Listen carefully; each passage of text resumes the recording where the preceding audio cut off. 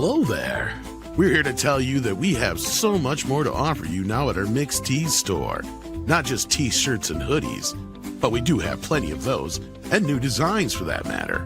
You can also get mugs, and of course our brand new limited Amber Turds stained blanket. That's right, just for your bed or wherever you need it. So head on over to Mixed Tees now and get all your apparel and goodies from Midnight's Edge.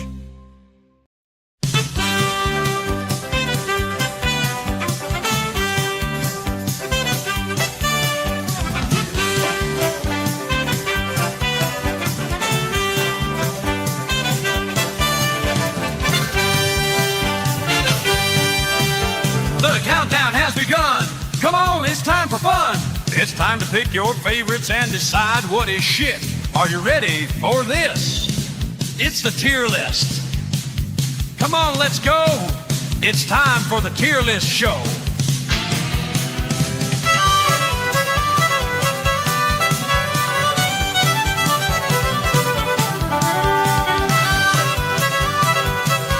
Tonight, we're counting down the Nightmare on Elm Street movies!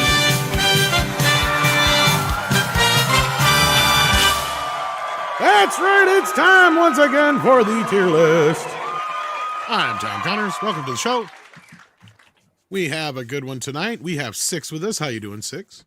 Wonderful. Getting a little tired. Hopefully I don't get sucked into Freddy's grippy. That would not be good to fall asleep on the show and have a dream about Freddy. We also have Price of Reason here. How you doing? Good. How's it going? Stupendomoso. However you say that. Whatever. I don't know. We also have joining us Greg of Fanzine. How you doing? Doing good. Glad to be here. And this ain't no dream. Or is it a nightmare? Who knows? Or is it a nightmare? I don't know. It's a nightmare. It's just Nightmare. a dream. We also have Nick. How you doing, Nick?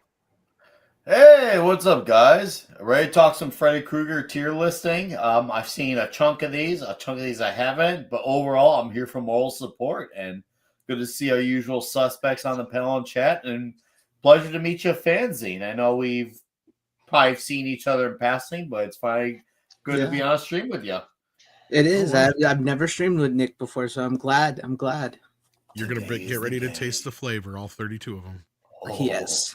Good pizza. But I'm sure Nick can add a thing or two about Dawkins or maybe Alice Cooper. Oh, yeah. Yeah.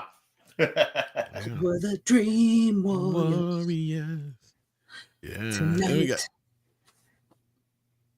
Go ahead, finish. No, I was just singing a song. I was singing it in my head. I finished it in my head. How you doing, Snowdub? We got Snowdub in his house. Good to see you. Good to hang out with all these old friends.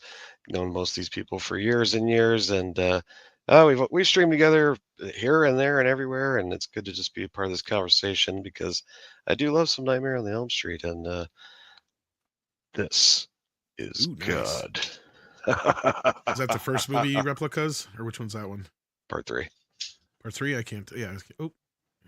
Oh, yours fit. I couldn't get mine to fit. My hand is too big. My pinky's a little short. That's what she said. I was just about to say that's what she said. Yeah, need a little more. Need a pinky extension. Those look more like part 4, though. But okay. Yeah, that's. Don't you have a glove? Yeah, I got part 3 right here. You got part 3 too? Part 3. Yeah, I got the NECA one anyway. Yeah, mine's the movie replica ones. You get at the cons. Yeah, this is from NECA. Well, that's pretty close to the same. It's really small. Like, I mean. That is what she said. Yeah. I can't get this one on I can get the first movie replica one on my hand. Not this one for some reason. I just got the Halloween whatever fake plastic one. That's I think I got one of those somewheres. But no, that's cool, Snow. I haven't seen that version of it. That's cool. I always thought that he had the redder part of the claw in the fourth film, though. But yeah. Anyway, we'll get into that in a little bit. Maybe could be. Let's see here. We got Disney Sheepherder, who's become a new member. Yeah. Thank you for that. We like members around here. That's a good friend of mine. Love me some DS. We love members. and he became a minimum effort puppy. And when we have a new member around here, we haven't done this in a bit. So let's do it. We have a little video. So there you go. There's the minimum effort puppy. Aw. He's got Doggy. no effort to give. And then we got Ben Dowdy, who's been here for 10 months. Thank you for that. That's almost a year, a couple more months, and you will be here a year. We appreciate the support. And yeah, let's get on with the program because we've got 1 show and 9 movies to get through. So let's start it off tonight. 6 actually has a little synopsis for us on each one.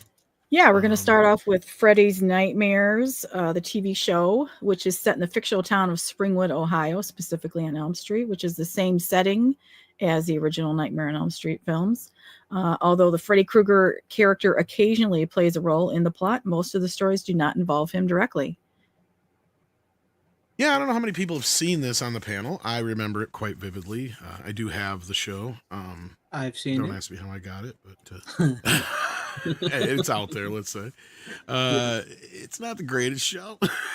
No, it's a fun, good, cheesy watch, though. It does have its moments. It has a few episodes. The episode that's probably remembered the most is the first episode, which was directed by Toby Hooper and kind of tells the origin story of Freddy in some weird kind of way. It's kind of cheesy, though. It's Yeah. There's some elements of it that are really pretty cool, but other elements you're just like, oh god, this is bad television.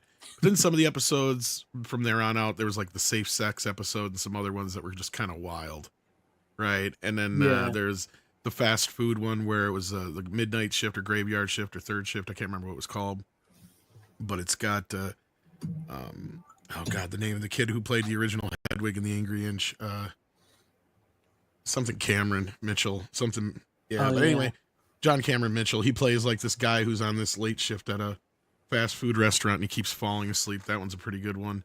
There's some good episodes out in it, but it does kind of, it's like the ones that are more like Tales from the Crypt-ish aren't as good, but when Freddy's involved, they're at least cheesy and fun, it feels like. At least that was my memory of most of them. But I don't know if anybody else here has seen or remembers them. I do. I mean, I can't say I remember all the episodes, but I have seen it. It was put on a Screenbox a while back, and then it was taken back down. So yeah, there's been rumors of a release here and there. It has like some of those before they were famous people. Brad Pitt's in one of them, I believe. Yeah, Lori Petty was in one. Yeah. I'm trying to remember the one guy I know. I know him. Can't remember his name, but he's the only guy to have ever been killed by Jason, Freddy, and Leatherface in movie history. God, I can't remember his name. He's a director. I'm friends with him. I can't remember his name. Some friend you are. I know. Well, I'm not just like an acquaintance, really. I Tommy McLaughlin, did he direct one? I think he might have, or at least a couple of them. Also, what's her name from Part 7 of Friday the 13th? Part 7 is in one of the episodes. I remember her. Yeah. So it's a fun show. I can't say it's the best show you'll ever see in your life. I mean, it only lasted like 2 seasons, I believe. I remember. So I thought it was only 1 season. Was it 2? It was 2. I think it was 2. Yeah. Yeah, like the first season was only a few episodes. It was like a mid-season thing. It was always syndicated though, but yeah. Okay. Because I haven't seen it in years. I remember as a kid getting really excited for it and running to the TV when it came on, made sure I didn't miss it. I don't know if I saw every episode, but I do remember the first one being kind of that origin story, and I remember that one kind of being the best one out of all of them, unfortunately. But I look forward to hearing Freddy's little quips and quirks in between the commercial breaks, when he'd pop in and make a few jokes. And so for me, that was like what made it worth it sitting down to watch him. That's probably why those moments stick out in my head more than any of the stories that they covered. So yeah. Well, that's probably what it had going for it was that you had Freddy basically like a crypt keeper. Exactly. Yeah. Mm-hmm. Best one is when he says, "Stick that in your VCR and suck on it." I love that. I love that from that show. Would he come? He would come on at least the beginning and the end, right? Did he come Usually, in the there middle? were episodes where he would be a part of them. But then Mhm. there were episodes where he was just literally like just intro and exit, like you were saying, or in between Right. commercials, like the Right. Crypt Keeper, and that was it. I've Yeah. never watched that show. I've seen everything Nightmare on Elm Street related, but I didn't watch this series. No worries. No, it's again, like we said, and the funny thing about the show, I remember, especially as it got going, like it was syndicated, so it was sold by the syndication company. So the guys at New Line Television were just like, they would just pull in all the horror guys, and they're like, "Can you do an episode of Freddy Nightmares?" They're like, "We don't care what you do." Like they really didn't give a shit. And Yeah. Robert would come in, and a lot of this was done while he was filming like Nightmare 4 and stuff like that. So he'd literally like go from the set and shoot a bunch of these wraparound pieces for the shows, and then go back and do whatever. So like they would do that as much as possible, so they didn't have to put him in the makeup. Otherwise, he would come in for like the weekend, throw the makeup on, shoot all the wraparound business for the shows, unless he was in one of the shows, and even then, they would try to fit it in like a weekend or whatever. And it got to a point where they were just like, "We got the money already, right? Like they got prepaid for it. Like we just got to produce something and give it to them." And there was a couple of episodes by the end that it was just getting so bad, and there was some that they got sent back, and they're like, we can't show this." Because they weren't paying attention to, like, some markets had this on at like 6 o'clock in the afternoon and shit like that, or early evening. So like you got like some really raunchy shit going on. It's, like, especially like the safe sex episode, that one I had to have like 10 minutes cut out of it. I guess it was that bad, between just like graphic violence and I don't know if it had nudity per se, but it got over the edge of what they should or could show on television. But yeah. They were just trying their best. Then they were just throwing guys, especially young guys who Mhm. were just getting their up and coming, and these were horror directors. Like I know one of the other guys that directed he directed the Lori Petty episode with The Race. I'm trying to think of his name. Mick, guy who directed Critters 2 and stuff. Oh yeah. Mick, what is it? Mick. This is like every time thing we're together, Tom. I know. Well, this happens to me all the time. Anyway, it doesn't matter. So where would you, for us who have seen it, where would we rate this show? Like I would probably put it in the CD area. It's not real great, but it's a fun little piece of Freddy history, I guess. Yeah, I'd put it in the CD area. Mm. Yeah, I was gonna give it a solid C, I guess, because the Freddy cameos made it worth it to watch them. But yeah, like you guys said, it was pretty cheesy Yeah. for the Yeah. most All right. part.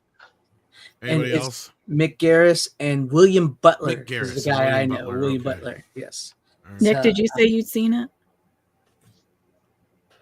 I haven't seen it, and Price hasn't seen it. so- I think he ran off. Oh, okay. No, I'm here. Sorry, I'm just Blowing his allergies are nose. kicking my ass. Yeah, I have not seen the show.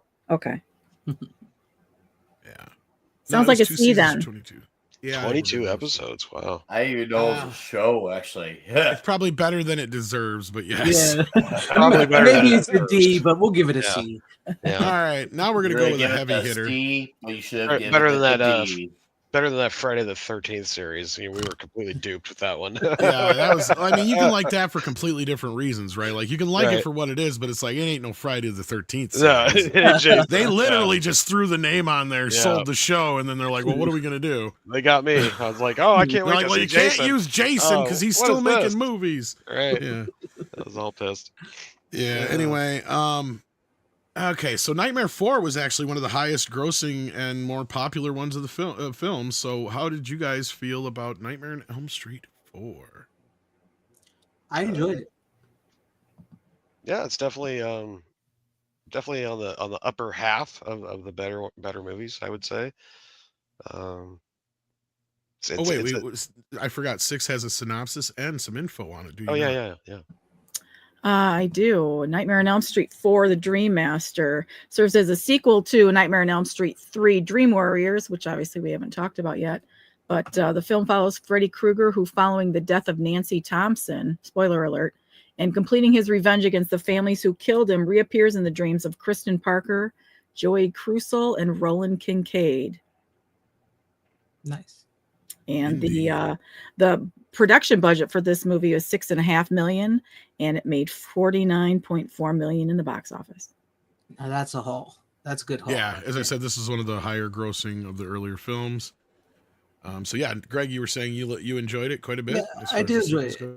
Yeah, it had a tough act to follow with part 3, which we haven't talked about yet, and which we will get to because it's an amazing part 3 is an amazing movie. But part 4, it does have its charm to it. It does introduce us to Alice, which Alice is a really great final girl character that continues on in the series a little bit. It's a tough one because it does have some great moments, but also like what happens with the some of the characters from part 3 and everything, But I could say this is like this. I think part 4 is where Freddy was really hitting on all cylinders, and it has some really great creative kills and special effects. And so Robert Englund does some of his great quips and stuff in this. So I can say I think this is a rather good film. Yeah. All right. All right, Nick, what do you think of Dream Master? I have not seen. I've not seen the fourth one.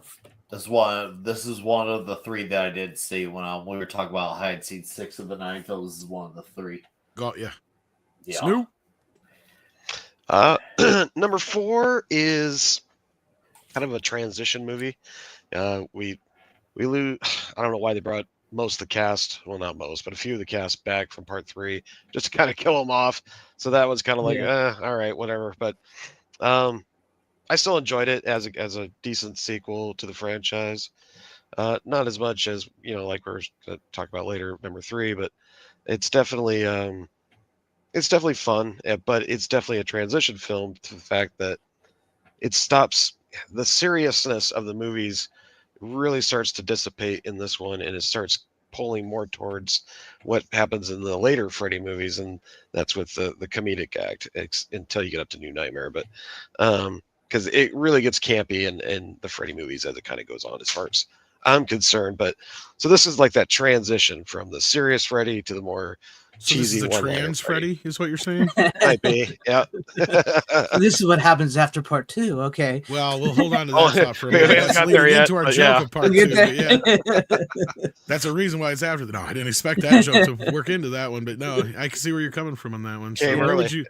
Yeah. So Greg, you didn't give it an actual grade. Where would you? I would land it. I would give this. I want to say a B because I really enjoy Alice. Because, like Snow mentioned, it does kind of suck losing the cast from the 3rd movie. Plus, Patricia Arquette does not come back. But the actress they used to replace her isn't that bad. She's all right. But, like, it kind of, like, everything they build upon by the end of that movie is kind of almost sort of erased by the beginning of the 4th movie. And it transitions over to Alice. But Alice is a really, really great character who has a really great... She's one of the more fleshed out characters. But yes, this is where Freddy... the comedy comes in big time. You got the whole ninja. Is this one with their brother with the ninja where he does the karate fight with Freddy and stuff? I believe so. Yes. So yeah, it's a little more comedic, but it's got some really great kills. I want to say it's a B to me. To me, I would say it's a B. All right. So, and Nick didn't see it. Snow, what grade would you give it? I agree with Greg. I'd put it in the B category. B. Yep. All right. Price. Yeah, I actually I didn't like that they didn't bring back Patricia Arquette, and that annoyed me. But I did like the introduction of Alice Johnson, and there's some things that I liked about this movie. I always remember the time loop. I liked the idea of the time loop, and there were some other things. I agree. Maybe the tone got a bit light here, but I somehow I enjoyed this movie, and I think it's actually a decent movie. But at the same time, I agree with Snow and with Greg that I think it's a B. It's a movie that I like, but I'd give it a B. All right, 6. I am not as big of a fan. I think it was Snow who said it's a little bit more campy. I don't like the way that I know all of this is fiction, but this one feels the most. This sounds so dumb. This one sounds the most unlikely to happen because doesn't Alice start absorbing the powers of the kids, her friends? It's kind of like a side effect. Like as a trade-off for her bringing friends to Freddy, she gets their essence or whatever you want to call it. Right, because I think in he 3, gets their soul. And I don't know why we're talking about 4 before we talk about 3. I should have fought harder in backstage. You should have for this. But, sorry. But I love the scene with the girl who like turns into a cockroach. or the bug arms. I remember seeing that for the first time and just being horrified. That scene alone makes me give it a low B. I kind of want the rest of it. I want to give it a C, but I'm gonna say B, just because I mean it's Freddy and it's good, and there's only 2 more lower levels below it. So So a Okay, B so- minus, basically. Yeah, she's Oh, saying no, like a wait, B we minus. we have I F? got rid of E. Yeah, because E Okay. doesn't count.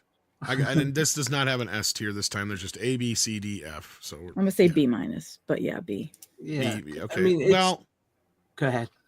I was gonna say if I was to say C, then that might be a grade that would like pull it down to a C. But here's the thing, I'm on the other end of this, and Greg might be one of the only people who remembers this. Mhm. This is the first Nightmare on Elm Street movie I ever saw. I love this fucking movie. It's not my Yes. favorite of the films, Wow. but it for all the reasons you just said, you guys, because it has now.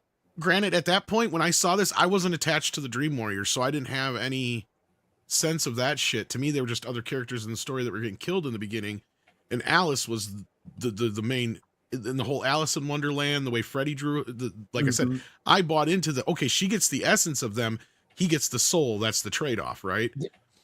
And to me, that was how she kept building her strength, and finally realized how she could defeat him. And to me, I thought it was a really cool little back and forth between the two of them. At the end, I thought it was a real great showdown. I love the time loop, like you said, Price. I thought that was genius of Freddy to do to distract her.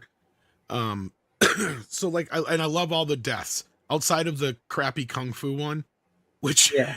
if you know anything about the production of this film later on, if you realize like this movie was made without a finished script during the writer's strike, and some of this stuff was made up on the spot, and they were like, this was one of those scenes where they're just like, we got to figure out how to kill this guy. And they this is went the for best a we could cheap come up with. option too. Yes, We gotta that was figure the out best how they to- could come up with. How to kill this guy, so everybody was kung fu fighting. You know what? As a kid, I didn't even care that I didn't think about it. I No. enjoyed it. It was fine. No, even as an the adult, cheap- though, Yeah. I look back and I totally see all of the things that you guys are saying about what makes this more of a B-level film than an A-level film that I thought it was growing up. But I Right. still have a nostalgic tie to it, and I have a real tough place putting it below an A. But since everybody else has said B and the audience has been saying B, I guess I'll put it in the B. But No, go with your own opinion. no, this is not my choice. I have to go with the I'll the put crowd it in the average. B. I mean, I make the No, but decisions. what is your rating of it? it would What be I an want to A. know. It would be an A. Okay. Yeah. But Oh, you're putting the final. It's definitely my entertaining. rating doesn't make a difference because you guys all said B. The audience has been saying B, What so about I'd never win that. what did Price give it? He gave it a B. I gave it a B. I like it, but I think that there's better movies than that I have to give them an A. So I have to give this one a B.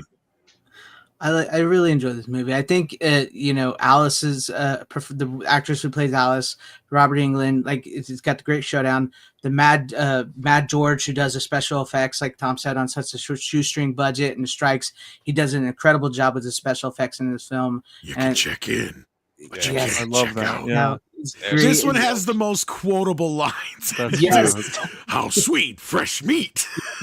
That's when his lines were still good. Hey, Yeah. Alice. They got Welcome worse. to Wonderland, Alice. Yes, and it's got, like you said, it's got the Alice in Wonderland tie into it, so that works well in its favor. Welcome to my nightmare. Right You on. shouldn't have buried me. I'm Now you not sound like dead. Harrison Ford. Yeah, well, that's kind of what Freddy sounds like. With a little bit of Nick Nolte in there. Get off my Yeah. glove! Get off my glove. Give me a little Clint Eastwood. Get off my lawn. Get By off the way, my you know that lawn, you Alice damn is still kids. alive? Yes, I actually interviewed her a couple years back. The character or the actress? Yeah, The actress? No, I mean, Yeah. not only the actress I knew was alive, but I'm saying the character Yes, Mhm. the character, true. Yeah, that's never true. actually died. yeah, Well, they were gonna have. When we get to Freddy versus Jason, we'll talk about that a little bit more. Yeah, But let's see what this audience is talking about because we got a couple super chats which we love. Jason Webster sends in $5 Australian dues to say news update from down under. Chris Hemsworth is in the running to play James Bond. That's pretty awesome. But he's First Australian James Bond. wasn't there also something released saying that the actor is going to be British? Yeah, I saw that on Twitter. That's the thing. Haven't all I the can't actors all check been because British they except for blocked me. Sean Connery, basically? I mean, he was Pierce Brosnan is Irish, I think, isn't he? Oh, that's true. Well, so Yeah. is and well, and that was what I was getting at is that Sean Connery's Scottish, but they're all basically still under the United Kingdom. Right. basically. I mean, the Lazenby was Australian, and people from Australia can generally do a British accent, but I wouldn't pick Chris Hemsworth. I don't think he seems like Bond to me. You know, and that's funny is that of all the shit I say, Six is the one who keeps getting blocked. Like, who is it now? It's Twitter. I'm banned from Well, you're Twitter. all together, but you got blocked by somebody else the other day. Like the Hollywood Reporter. I remember that. Yeah.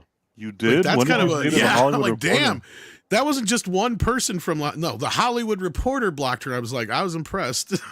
What did you say to them? That's I crazy. said that Dylan Mulvaney is a man. Okay. My God. I spoke the truth. You are The right. horror. I know. I'm not. I was Insane. a little butthurt about it, but I'm over it. Thanks for the reminder. For what it's worth, I think it's kind of a badge of honor, Six. But now I'm Agreed. blocked because I made fun of a picture of Pedro Pascal and Oscar Isaac snuggling. Yeah. Oh, I did that too. Wow. Did soy you get? meets You didn't soy. get blocked though. She did. Who blocked you? Because Six is like gangsta hard. Word. Hey, get that's a through badge of Twitter. honor. I Seriously, can't. let's give You her should a add award some- for that.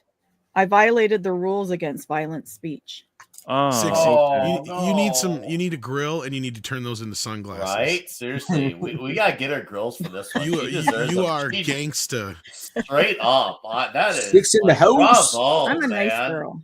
Oh, gee. Little do they know how gangsta you really is. Vampire Sucks sends in $10, and this is true. Vampires do suck. Hmm. It's true. Oh, Just here for Snowdub. Oh, Aw. So am I. Thanks. That's my brother from another mother right there. My, One in my puppet from another Muppet.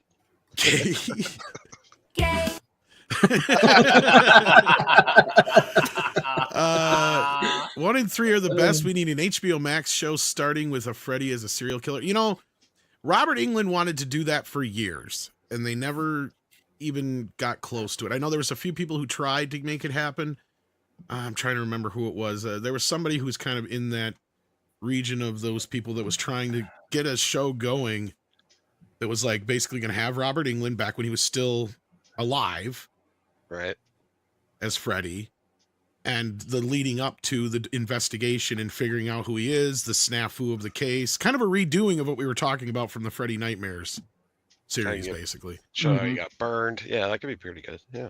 Yeah, but I think what the idea would have been is more of a procedural kind of thing, but you're getting it more from the point of view of probably a young John Saxon's character, Lieutenant Thompson, back when he was probably like a sergeant or something like that, in the main Right. detective on the case, and kind of how that all went down, and it's probably from their point of view and how all their first kids got killed and all that stuff like that. But yeah, but that's probably what kept it from being made, because let's be real, that's the difference between Nightmare on Elm Street and that kind of a story, is because Freddy was a child killer.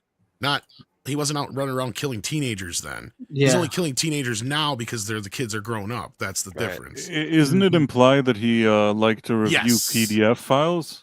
Yes. Yes. Mm-hmm. Yes. But I think obviously the harsher thing was that, and that was, we'll talk a little bit more about that when we get to the remake maybe. But yeah, I agree with you. Vampires Suck. I think that's a great idea, but I just don't see it happening anytime soon. And I think Robert Englund is probably way too old for that now. Yeah. I think he's kind of let it be known that he's done with Freddy. John Evan Retro Guy Bear sends in Canadian $6.99 because he's a Canadian berry. Says, imagine if Ugg and Critters could changed into Freddy Krueger. I thought they would. Yeah. That would have made total sense, especially if they were shooting a Freddy movie at the same time. You just have Robert come over for fucking afternoon, you know? That would have been great. Yeah, could you send Robert over for a little bit? Yeah, sure. Why not? That'd have been a great scene. I know. I think all of us expected that too. We're like, yes, He's going to do it. He's going to be Freddy. we're gonna have Freddy killing crates. That would be awesome. Come here, you little bastard. Ooh, that was good. That was pretty good. The laugh was on. That was nice. Then you got one just rolling and it's on fire and it's like, yeah. They're all scared the shitless of him. Now, some people in the chat might not know that Robert Englund started out on that show V. So he was already That kind was of one of his first big Oh things. Yeah. shit! I Yeah. forgot about that. I mean, Yeah. he'd actually been in movies all throughout the 70s and stuff as a great grunty character actor. Like he always played like his big one was, and most people might not have seen this, but the one that kind of was one of his bigger films before that was God, help me out with the name, Greg. Toby Hooper directed it. Yeah, my name Where's is Buck. My name is came Buck. to And fuck. what is it? It's not Gator. It's not Gator. No, it's something like that, but it's like about yeah. it's guys who feed people to gators. Yeah, And that's where Quentin Tarantino got that line in the name for Buck in Kill Bill from, because he comes in and he goes, "My name is Buck, and I came to fuck." yeah, right. yeah. Oh, what is the name of that movie? Now it's gonna be drive me crazy. And I just talked about it like half a year ago on your show too. Gator bait. Yeah. No, not Gator bait, is that it? No, that's the one with the redhead chick. That's the one with big- the redhead chick. Yeah. Shit. I'm trying to remember what it is now. I gotta look Anyway, it up. Nightmare on Elm Street 2. Let's move on. Somebody in the chat will remind us. What do you got for Okay, us? Nightmare on Elm Street 2: Freddy's Revenge, with a production budget of $3 million, and it made $30 million in the box office. It's pretty damn good. The film follows Jesse Walsh, a teenager who begins having recurring nightmares about Freddy Krueger after moving into the former home of Nancy Thompson from the first film. If I remember This is the gayest fucking film I Wait, probably wait. ever It saw as a is. young lass. It's a toxic one. I know this one threw me off when I first saw it because I remember thinking, "Hold up, where's Nancy?" And so it kind of threw me off guard. But I just watched it. I still love it. I still think it's great, even. Gay. But yeah, very gay. Of course, I like it. This gets the ultimate. Super fucking gay. Where's the gay cat? Oh shit! I I got haven't that heard somewhere. gay cat in a long time. Do I still have it on here?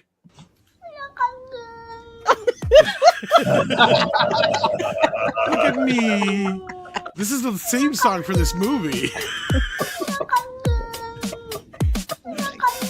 And they play this movie at gay bars over in Britain or Ireland or something like that. Scotland. Yeah, this is okay. So, all right, I'll start with this one. Fuck it, and then we'll go back down the other way. Because I talked to Robert Shea about this film, and I have talked to the director of this film. I have not released the interview yet with the director of the film, but a lot of what he said is already out there. It's been edited, and I just got to get it out. Anyhow, the video part's got to be edited yet. When did you interview him?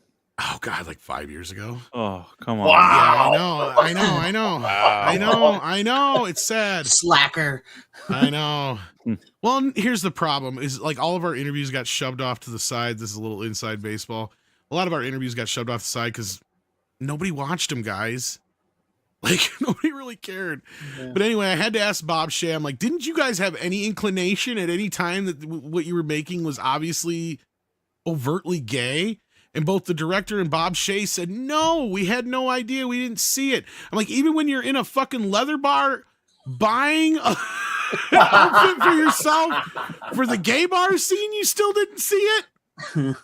Like, I mean, I didn't ask him like that, but I was like, I kind of, and he's just like, no, I clearly did. And I kind of got to believe him because he took his daughters, and then I think it dawned on him, like, part of the way through the shopping trip, that this was probably inappropriate. It was almost like they wrote it for two, because the two guy friends, it was like they wrote it for women, because the way that the guys kind of act with each other, sometimes it's a little feminine. And Well, the it fact is that actually they're being written- played by male actors, it's just fucking gay. Well, the writer flat out says, so the writer was well aware of what he was doing. So the writer is different than the director and the producers and whatnot. So they just gave him the writing assignment, go write this Nightmare on Elm Street movie. And he did basically that, Six. He took what was normally the female characters and made them the male. And made the female characters the male. And the whole thing was a big gay allegory because he himself was gay. And it just so happened that they happened to cast a gay guy. And it messed up his life Which big time one? because it outed him. The guy blonde who played or the brunette? No, the blonde. The Blonde. blonde. The main character. Luckily, the brunette, Yeah. the guy who was in all the other films, no, he's not gay. Jesse, I think it's Jesse. Robert um, Russler.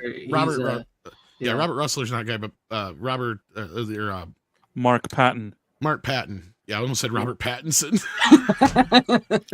Gay. Gay. Tom has quite the hard on for him. I do. No, it's anyhow. So do I hate this movie? No, I actually enjoy it for how batshit nutty fucking crazy it is. But is it a good Nightmare on Elm Street movie? No. It is a horrible Nightmare on Elm Street movie. It breaks all the rules. In fact, it broke the rules so badly that even though it was a very huge financial hit, like Six just pointed out a little bit ago, they still said, time out. People are pissed. We need to reevaluate what we're doing here. And from here on out, they actually made a Bible for Freddy. Yeah. Right? Like, this is the rules. This is what Freddy can do, what Freddy can't do, so on and so forth. Wasn't this the one where Robert Englund either he didn't want to do it or he almost quit or something like that? They didn't want to pay him at first. See, that was the thing. Is he wanted, I think, twice what he made in the first movie. And they're like, no, we're going to give you what you made in the first movie because you're only in this movie just as much as you were in the first one. And somebody balked at some point, and the studio was just like, whatever. And the director didn't fight hard enough for Robert, or vice versa. Somebody else didn't in the production. And so they didn't use him. They just like, we'll just get a stunt guy. And they're like, this is not going to fucking work. And sure shit, it did not fucking work. And the one scene they did use him is in the movie. It's the scene in the shower scene. And it's where he's just standing there. And you could tell like Freddy all of a sudden just looks weird. Because that's some other dude playing him for like 1 or 2 shots.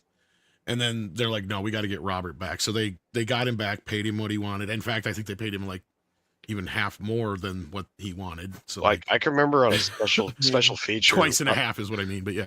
Robert Englund was saying that this was like the worst production hell he was on. Like he really did not enjoy it. Well, that's because, to be honest with you, the director didn't want to make this movie. Yeah. Like the guy I talked, like he makes no bones about it. He was not a fan of the first film.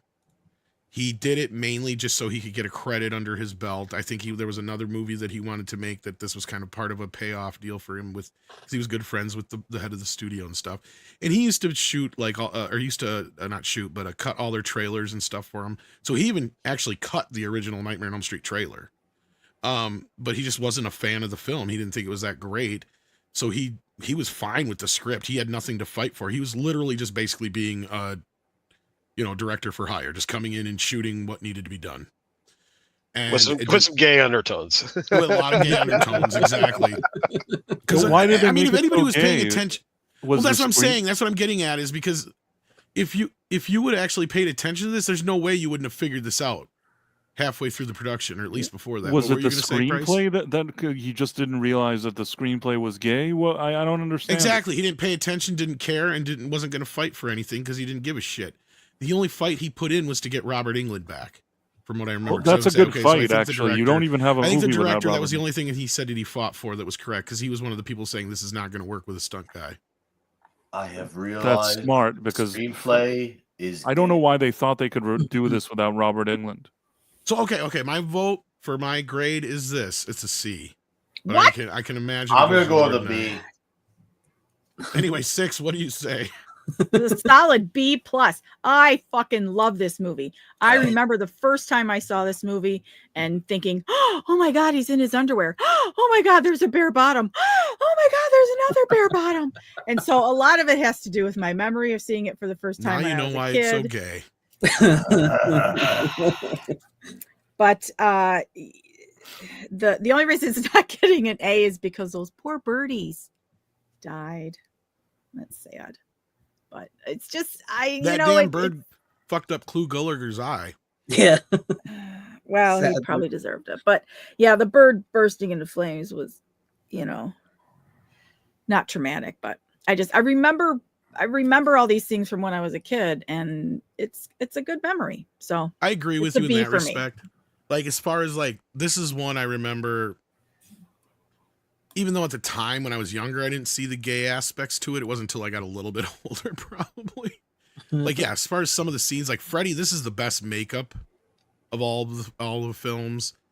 There is some cool moments and some really trippy fucking scenes, especially like the more Jesse gets possessed by Freddy. Like, especially like that scene where he goes in his sister's room really always unnerved me. When he's like talking, and then all of a sudden you realize it's Jesse and not Freddy or whatever, and it's like, or he's got the Freddy claw in his hand or whatever, and he's anyway. Is this the movie with a lot of tongues? Yes. Well, Lots of there's tongues and other ones. There's too. tongues in all Oh, of them. Yeah. so many. Actually, I think there's tongues in all of them. I think that's kind of a Freddy thing. It is a tongue Freddy act. thing. Freddy's but Dead might be the only exception. All right, who's next? Yeah, okay, so you gave it a solid B. Gotcha. I'm giving it a B. Yeah. Price? Yeah, if I had to give it a, I would give it a B, I guess. All right. It's Nothing more it's to a say on it movie that I tonight? remember. I liked it. I liked it when I watched it, but I felt that it was even when I was young and I saw it, I felt it was a dip in quality from the first one. And I once the third one came along, it was the kind of sequel that I was looking for. Whereas this one is just some oddball one, so I would give it a C. All right, Snoo. This one's interesting for me because You're I was gay? not. No, but it was a little that traumatic. was amazing. It was during watching this movie when I realized there's no hose up in this house. Oh, I realized something. All right.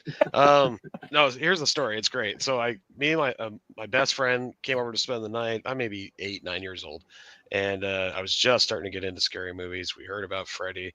My friend had seen one of them. I think it was up to part 3 at that point. So it kind of gives you the timeline. But so we went to the video store to go rent, I think 3 or 1, right? The only one that was there, of course, was number 2. So this was my first introduction to Freddy. And it almost made me not a fan of Freddy because of how weird it was. When we got to that, I remember when he got to that towel whipping scene in the shower, I turned and looked at my buddy like, really? It's like, what are we watching here? Where's Freddy? Because you don't see him very much throughout the movie until like the end. And I was really disappointed. And thank God for part 1 and 3 that pulled me back in as a fan, because if I would have just wrote out on that one, I would have not liked Freddy at all. So I give Freddy's Revenge a D-. Yes. Oh, okay. It was that moment that he knew he was gay. Yeah. He was going to road out on it. So Oh, and had Geary me, had would me know. questioning my best friend. Oh, of course, he would know. Nick, you said a B? Oh yeah, I'm going to B. I agree with you as far as the Freddy movie argument, but this movie connects to a really specific timeline of my life in terms of the gayness. You're like, whoa, where's this going? Well, I went to Six Flags for my first time ever, and I remember using the bathroom at Six Flags. And that's Like, where Six man. Flags became Six Fags. I'm like, why was there a bunch of dudes in the bathroom doing a bunch of weird stuff? And that was the day I learned. I was kidding, but I'm right. That was when I learned that there was a such thing as I think it was a Pride Week or weekend at the time. Nick got quite an education that day. I did. That's why I learned that existed. That was the day And then Nick I became watched- a man. And that's when I watched Freddy 2 that night. And I was like, whoa, I had a 1-2 double punch. And I never forgot. Is the universe telling Nick something? That was a wild day that I discovered that at Six Flags and then watched this movie after. No wonder you love Rocky 3 so much. Oh, yeah. B. Hard B. Hard. I'm Greg? gonna come. I got to give it a D. I got to give it a D. Oh, Greg, no. I do not like this movie, and it honestly has nothing to do with the gay stuff. That's why I love this movie. No, I do think it has probably the scariest version of Freddy, which is a big plus in my book. The pool scene is absolutely amazing. But to me, it felt more like a really bad Amityville sequel, because like the way they talk about the house and the way he finds Heather's diary, and like he's sort of possessed, but he's not possessed, and it's just all kind of like weird. And yes, the gay aspect does bring it down a notch. But I just never got into this movie. I did start with 3 and 4 though. It's like 3 and 4 were my first introduction into Freddy. So when I went back and rewatched this, and I'm like, what the hell is this movie? And why is this guy getting whipped in the shower? So, and it's See, just, I wasn't the only one traumatized. yeah, so plus it just felt like a really bad Amityville sequel. So I got to give it a D. I got to give it a D. Yeah, I never thought of it like that. It does come off more like a haunted house movie. It does. It does.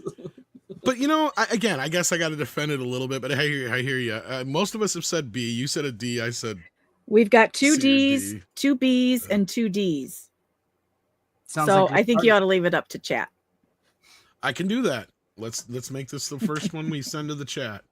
Start a poll. Nightmare on Elm Street 2. Well, I don't think anybody's going to give it an A. So let's go B, C, Yeah, B, C, or D. D, or F.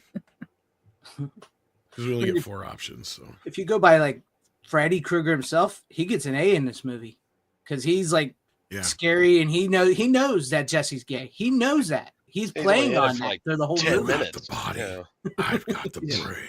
You get 10 minutes of Freddy in the whole stupid movie. Yeah, and she wants your body, and you're here sleeping with me.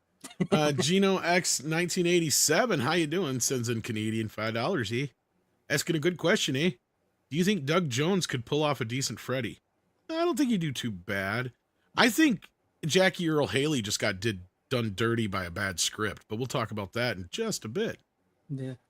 And I do like that 2 Ds and 2 Bs. I mean, 6, you know what I like. I like boobs. You're talking 2 Ds and 2 Bs. Double G's, baby. Greg does like the boobies. I do. He's a boob man. Oh, yeah. All right. Well, moving on to Freddy versus Jason. Freddy versus Jason with a production budget of $30 million. Box office $116 million.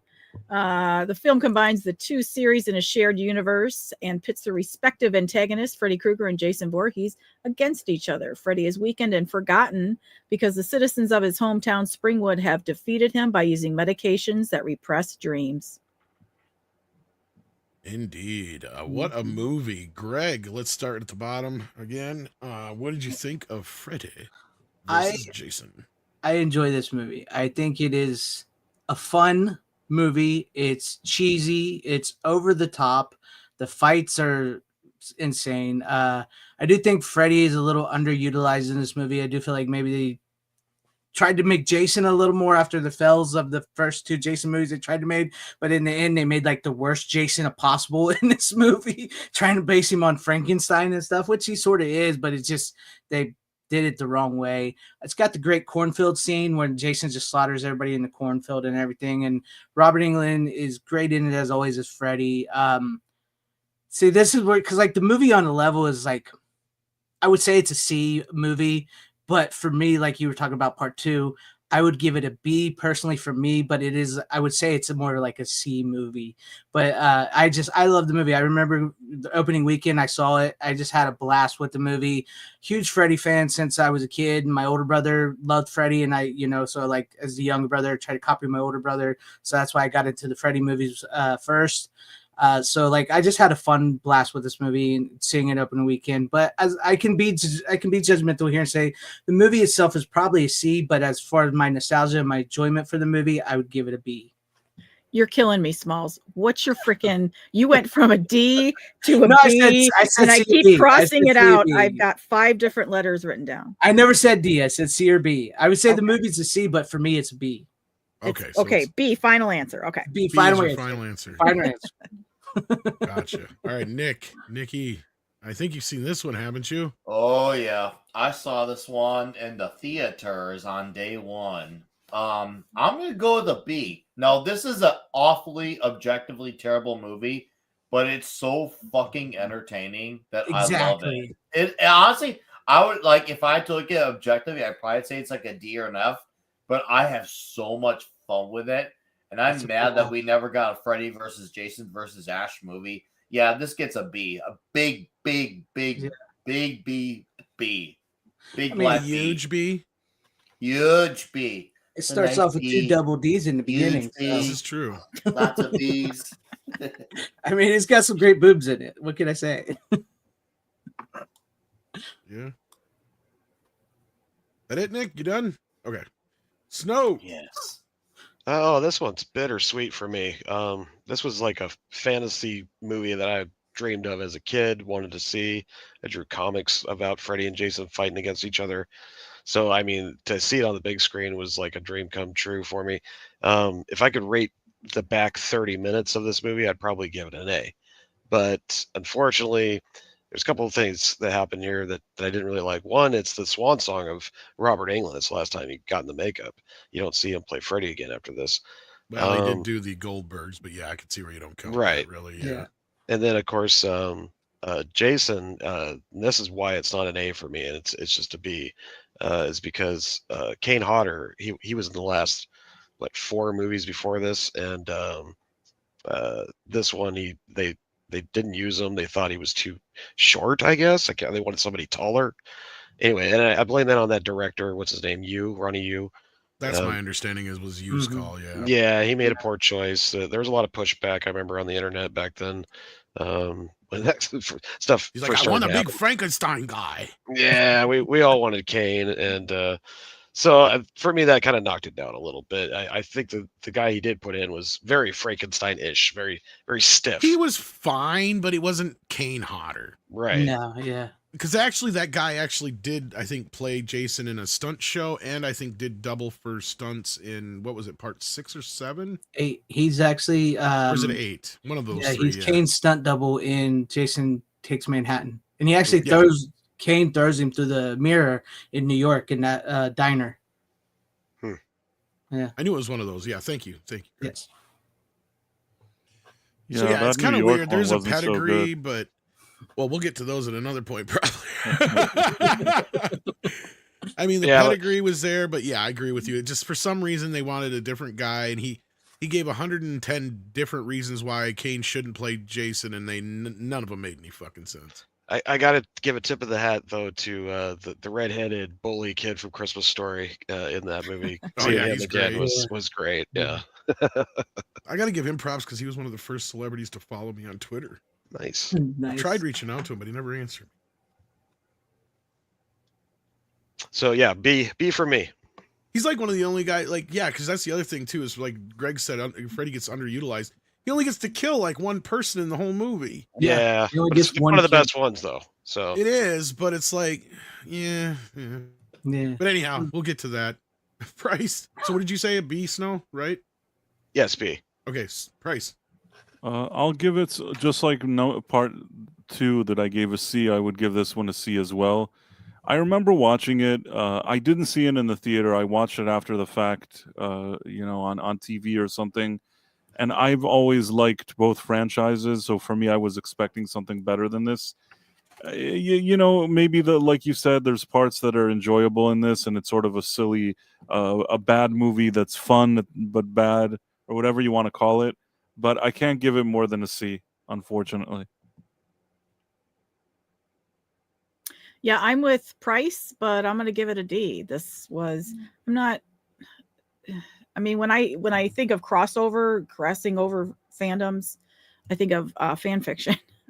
So this, was it Snow who said this was your dream come true to see the two of them on screen? I think the last 30 minutes was like the best part of it, Yeah. But the whole lead up to that was just pointless.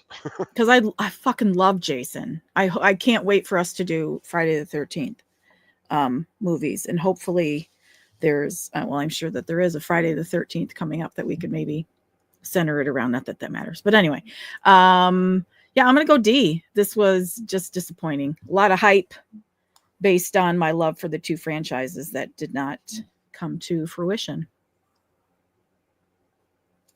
Wow. Takes a lot for you to be the one that gives the D, but here we are. Whoa. All right, Thomas. Okay.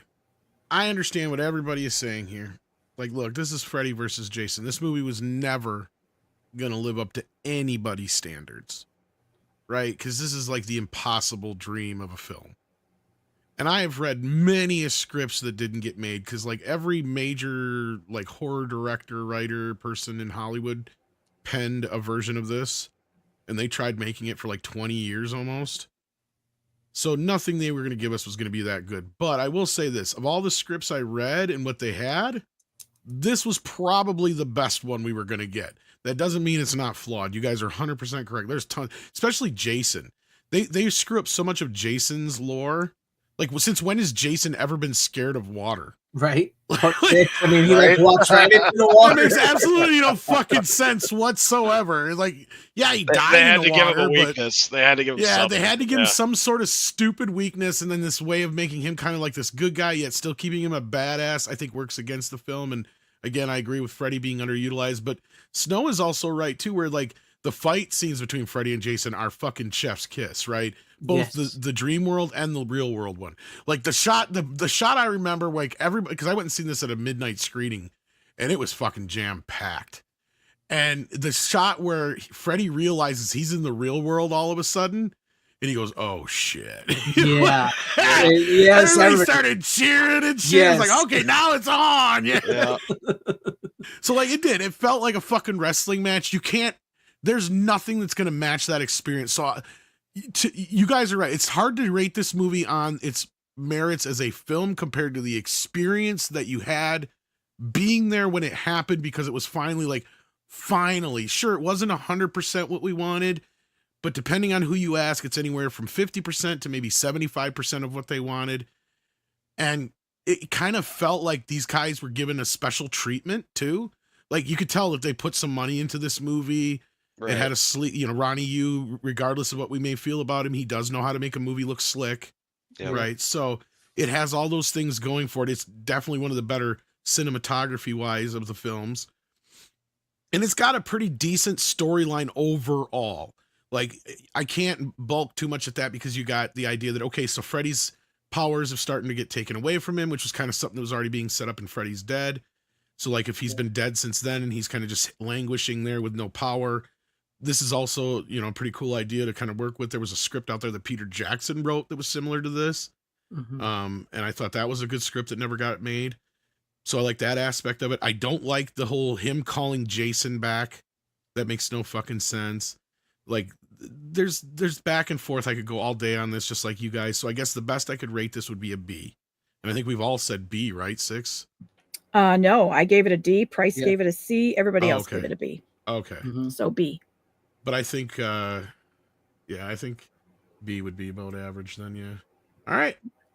Yeah. Let's see if there's enough people. Okay, we need some more votes in the audience, guys, on Nightmare 2. I want at least close to 100 votes. We got 64 now. So keep Get voting that on vote that. in. Yeah. Rock that vote. Rock that vote. Vote or die. All right. Vote So early, now vote often. We're going to get to one now that I didn't think was very controversial until I got on the internet. Wes Craven's New Nightmare, with Yeah. a production budget of only $8 million and a box office of $19 million.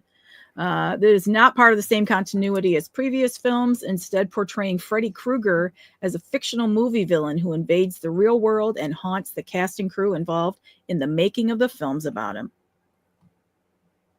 All right, who wants to start here on this? I'll start. Go ahead. I didn't see it, so Oh, well, that was quick. next. That was easy. Bryce, what do you think of New Nightmare? Set the tone. New Nightmare. I don't love it. I liked seeing Nancy, and I liked, seeing. Next. No, I'm just kidding. No, I mean, the thing is, I like the actress that plays Nancy, and I was happy to see her. But this whole kind of wise ass idea where they do the whole meta thing, I just didn't like it. I thought it annoyed me, and it's like, just make another movie that's not crappy. And why do I need to watch this? So I'm not. I don't know how to feel about it. Like, that one, I would maybe give a D. Wow. Okay. Ooh. Ouch. Snow. This- Wow. Save me here. Save me. Yeah, I was gonna say I don't. Me and Price are way off on this one. I was gonna say. This is like meta done well. Wes Craven coming in and playing himself was charismatic. Like, watching him on screen, he really helped push that story along. You could tell he was passionate about it, the writing of it. I like the story. I like Nancy, and the kid's a little annoying, but the story makes sense and they play it off well. And seeing a lot of the cast come back was great. The only thing I could really complain about is I like the idea of the darker Freddy, but I didn't really like the claw. And then of course the final fight felt a little weak to me, but all in all, I honestly feel like this is one of Wes Craven's better movies that he's ever done in his, vast array of films. So I had to give it an A. Yeah. It's one of- Nancy still looked nice in this one, so that was a plus. But I still give it a D. Okay. Well, there's two sides of the spectrum there, Tom. I don't know you. Yeah, Gotta this go is where, Tom like Bigger. I said, when I got on the internet, I thought people loved this movie till I got on the internet. Nick, have you seen this one? Yes, I have seen this one. I don't hate it. I'm gonna go to C on this one. I do find it entertaining, and like Tom, I found out there was a lot of hatred of it on the internet. I didn't necessarily loved it, but I was very entertained, even though it kind of felt like I'm like, is this like trying to be a parody? Is this? I was like lacking in understanding, but then I caught on. Like, okay, this movie's just batshit crazy. Okay, this is fun, and the rest was history. They should burn every copy of it. I was gonna say A minus, but damn. Oh, this might be a chat one. If we got all these scores all yeah. over the place, we got C, D's, S, B's, A's. That's what I was saying. I knew this was going to be a wonky one, and that's why I put it in the middle. I was really Hey, I'm sticking it in the middle. So and I was really mixed up because this could have easily been a B for me, and I could have moved Freddy versus Jason up to an A. These were one of those two, like I was just kind of back and forth with. So I gave it an A minus, but I love it. I think it's one of the best ones, personally. All right. Yeah. Yep. So, Greg, I think you're the only one left besides me. I'm surprised by the debate on this one, to be honest with you, much like you, Tom. I thought most people did love this one. I will give this an A plus. It is one of my all-time favorite movies. Nice. Yeah, I love the meta-ness of this. I love the real world into like the look of Hollywood. I love that, and I love the fact that Heather comes in and she's playing herself, and they legitimately used her real life in this because she was getting those phone calls from obsessed fans, and her husband really is a special effects artist. So like the blending of the worlds and like with the whole fandom thing, like what is real, what is not, and the obsession towards like Freddy, like we talked about earlier, because you mentioned what he is, what he's hinted at done with kids. She's like, everybody knows like Freddy. He's like Santa Claus, so it's like it's a really great thing. And like when they were making the movie, like a legit earthquake hit Los Angeles, and there's just like so the footage in the movie, when you see the earthquake on the film, when you like, because the ground's shaking, like because the demon that is Freddy's coming through, that's legit earthquake damage from the that they filmed, and it just so happened it helped with the film. It was an experiment I don't think was ready for the time that it was released. But I personally love this movie. I will give it an A plus. It's one of my favorites of the Nightmare on Elm Street series. That's best I could say about it. Yeah, I'm with you. Look, this is like I said, I didn't know there was a big debate over this movie until I got on the internet. And then I also found out that Andre's not a big fan of it either. And for the reason that he hates it is because it led to Scream, because this is kind of proto-Scream. True. And I do agree with his like assessment that Scream ruined horror for a couple of years, but I don't hate Scream Forever. for that. And That's you know the what? Scream effect. I understand. I feel the way Andre feels. I just didn't quite know how to articulate it. It's not that I necessarily was thinking, maybe the influence that it had, but I just didn't like even the precedent that it set. That it's like you're taking this franchise seriously, but now it's a joke. And I didn't like that. And you know what? If this led to stuff like Scream happening, then this is terrible. Because the whole horror but not genre exactly. went off a cliff because of this stupid movie. So fuck this movie. Scream is Getting more a what D. you're getting at. Wow. New Nightmare. That's how you really feel. New Maybe Nightmare I on should the give other it an hand. F. You know what? Now you've gotten me already like annoyed even more. But I won't give it an F. It's still competently made, so I'll give it a D. But even that is like, rather generous. Like I said, I think this is like Godfather level as far as horror films go. great. This is what I don't understand. Where, like, yes, I get the Scream effect afterwards, but this ain't Scream. Yeah. This is, and he to was me, trying this to was, make it darker and more serious, not funny. yeah, because to me, this should be like, okay, you've done this now. Nobody else can do it this good, so don't even try it. Like that was kind of it for me. Like it was this to me was a perfect capper for that whole era of filmmaking. and kind of the way it should have ended. I mean, you got the perfect idea here of like what Freddy was, and like Greg, you kind of put it best. Like he's beyond the films at that point, because I knew who Freddy was, and it felt like he was already like this huge icon by the second film. Like, yeah, Freddy dolls. I mean, everybody literally, knew who Freddy he dolls. was. Yeah. Right. So like, I mean, he was somebody who just felt like he was always there. And this whole idea that Craven was playing into, that he is just this old entity that just picks something every once in a while in history to attach itself to, I thought was just kind of an ingenious idea. And I had read the novel before I saw the film, and the novel even has fun with the meta aspect, because the writer of the novel ends up disappearing 2/3 of the way into the book. And the editor has to take over, and it's really kind of cool because it kind of plays on its own like level of the same as the movie, and it's just interesting. And I loved the meta play in it, and how it took itself seriously, and how it played into the real world, and having the real people for the most part play themselves and all that kind of stuff. But no, I did not know there was this big debate about it. I didn't realize there was a problem with it. I thought it was amazing for what it did to take the idea to a whole new level than just giving us another nightmare, you know, a same old story, same old thing. And it was a way to bring back characters that were technically dead already, even though they're not playing Nancy Thompson and stuff. But that's the whole thing, is it's leading into this entity wanting them to play those characters one more time. It was like the Disney Plus of this franchise. Oh, wow. I disagree with you. Wow. Nice. That's harsh. Well, based on the extremes and opinions, I can't wait to watch this movie. Yeah, somehow I Nancy hope has you enjoy returned. it. Well, here's the funny thing about this movie was my mom has seen all these movies. She didn't really care for them, but New Nightmare is one that I caught her watching all the time when it was on, because it was on TNT constantly. I saw it in the watching theater it quite often.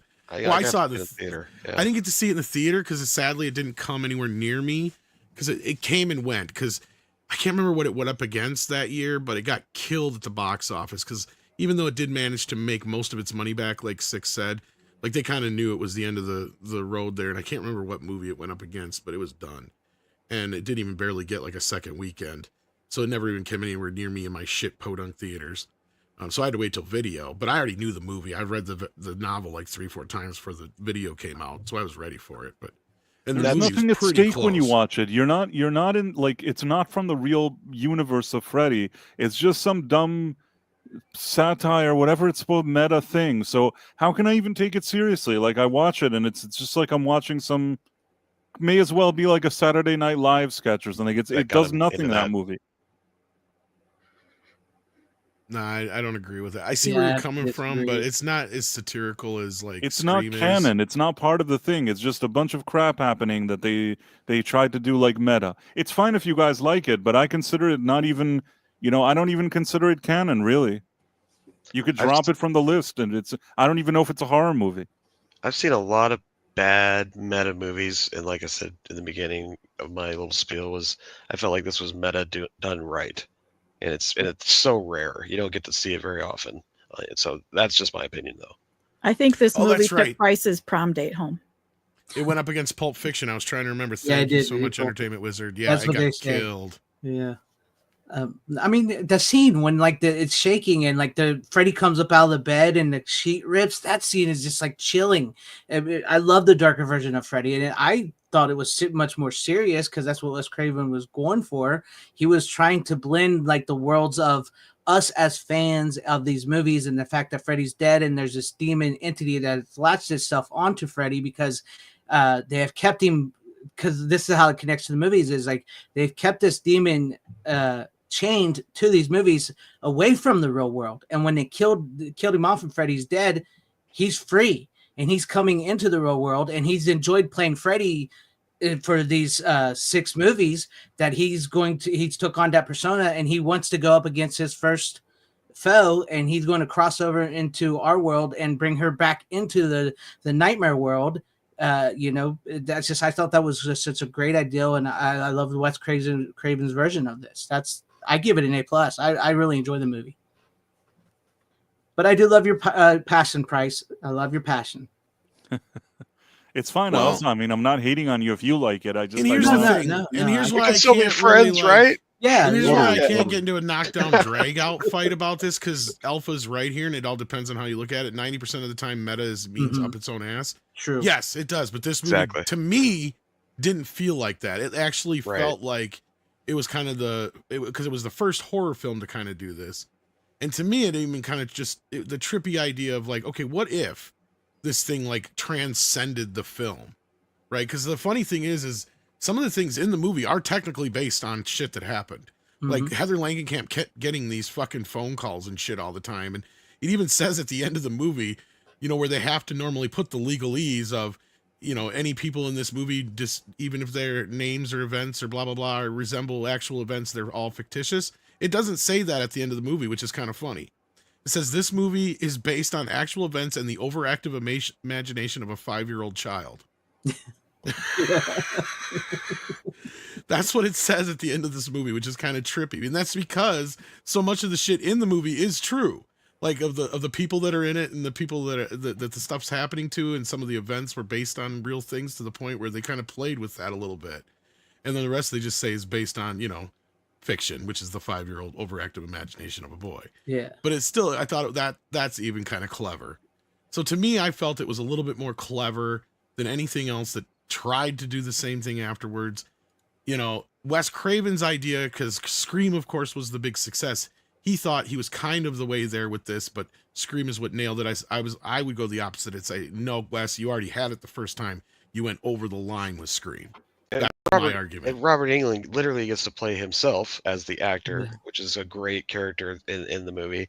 And then he gets to play Freddy again, except a darker version of Freddy that you haven't seen in any other of the other movies. The comedy gets dropped. There's no quips or quirks in this. That's what drew me into it, because I'm like, yeah, finally Freddy's actually going to be a badass again. And I thought Miko Hughes did a great job as a little kid actor playing in this shit. Yeah, he had his moments, but there were some screaming times where I'm kind of like, but you know, that's just. Well, I mean, kids and dogs, it's a kid actor. I mean, right? Considering what he's got to pull off here, yeah, I thought he did pretty good. He did all right, yeah. And you know, he did come back to play this role again in a fan film. He did, and he was actually at a signing of Dylan's New Nightmare. Yeah, I met the people that directed that actually. Yeah. At a con. Yeah. So anyway, okay, so this is all over the board here. It sounds like, except for. Because where are we at here, Six? We've got an A, an A minus, an A plus, a C, and then a D. And I didn't see it, so. How about a poll? I think we're going to have obviously it's going to be A, but I'm curious about what Chet thinks. All right. Well, we're ending the Nightmare 2 poll. Yeah. So what's the result of that one? That gets like a C. Yeah. Oh, that did better than I anticipated. I figured D would win, but yeah, it was C. Yeah. So let's start a poll for New Nightmare. Vote early and vote often, folks. Don't forget to vote, kids. Don't forget to refresh the page. No 3 a.m. ballot dumps included. Don't forget your sticker. I voted. Don't forget your sticker. You gave blood. I voted, and all I got was this ripped up chest. Yeah. All right, here we go. Here's another one that's a fun one to debate. Yes. Freddy's Dead, the final nightmare. Yes. Freddy's Dead, the final nightmare. Budget is $11 million. Box office, $34.9 million. Set 10 years from now, Freddy Krueger has returned and killed nearly every child and teenager in the town of Springwood, Ohio. The only surviving teenager, John Doe, is confronted by Freddy in a dream. John wakes up just outside the Springfield city limits, but due to a head injury, does not remember who he is or why he is there. In 3D. Should have got mine. Was it 3D? Yep. Oh. I got to go to the theater and watch it in 3D. I think I saw it in Podunk. It's only the last 20 only the minutes. last 15 minutes or whatever, yeah. Where she puts on the 3D glasses that look like the ones I just had on. Ugh, my eyes are That's your cue. now. Yep. Yeah, she puts these are actual Yep. from the... Wow. You really are a hoarder. This is no, I had to order these. My original version's burnt up in a house fire. They even have the thing for House Party 2. Nice. Go see House Party 2. Shit, no, oops, I hit the wrong button. Okay, so where were we here? Okay, so Freddy's Dead, The Final Nightmare. Oh boy, this one's a. This is the first one I saw in theaters, so I have a special place in my heart for this movie. This is the only one I technically saw in theaters besides Freddy's versus Jason in the remake, but it's the only proper actual Freddy Nightmare on Elm Street franchise proper film I saw in theaters. And seeing it with the 3D ending was so much fun. And I actually saw it with my cousin who I lost not too long ago, so that was also kind of a thing for me. So like a lot of these are really kind of tough for me to talk about tonight, but you know what? You know, it's a good way to kind of think about it, this stuff in a different light. But hey, Freddy's Dead, I thought it was a lot of fun. I know a lot of people hate the story. I'm not a big fan of them adding a daughter to the mix, but it works for the movie. But as a whole, for the franchise, I understand why people hate this movie. Like, people hate this one with a passion, or they just think it's okay. I'm in the more it's okay to fun category. What do you guys say, Six? Is Freddy's Dead DOA for you, or? I think I fell asleep. I remember the opening scene, and I remember the bus, and I remember the outline of him when Freddy like throws him through the, you know, the barrier of the town limits or whatever. And that's really all I remember about it. So I'm not going to grade it. You're not going to grade it. Okay. All right. Price. Did I even give it a grade?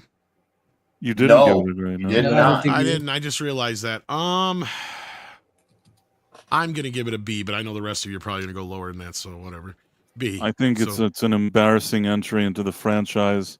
It's a painful to watch because it's so crappy. Still, it has Robert Englund in it, so rather than an F, I'll give it a D. It could go hang out with Wes Craven's New Nightmare.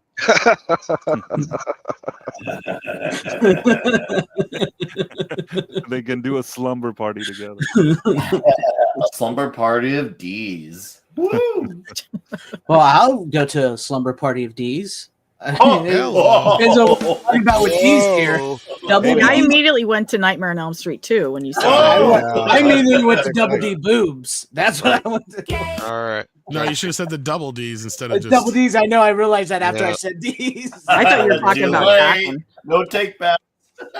You know what else I realized is on these Freddy's Dead glasses? Oh, God damn it. I hit the wrong button again. Suburban Commando. Ooh. I got that movie. I love that movie. Yeah. Look at those glasses. Hulkster and Christopher Lloyd. Classic. Ooh, he's got a two. And The Undertaker was in it too. Yeah. Yeah, and Crush. They played the wrestler Crush. Yep. So, all right. So, what did you say, Price? You said it's a D? D, along with New Nightmare.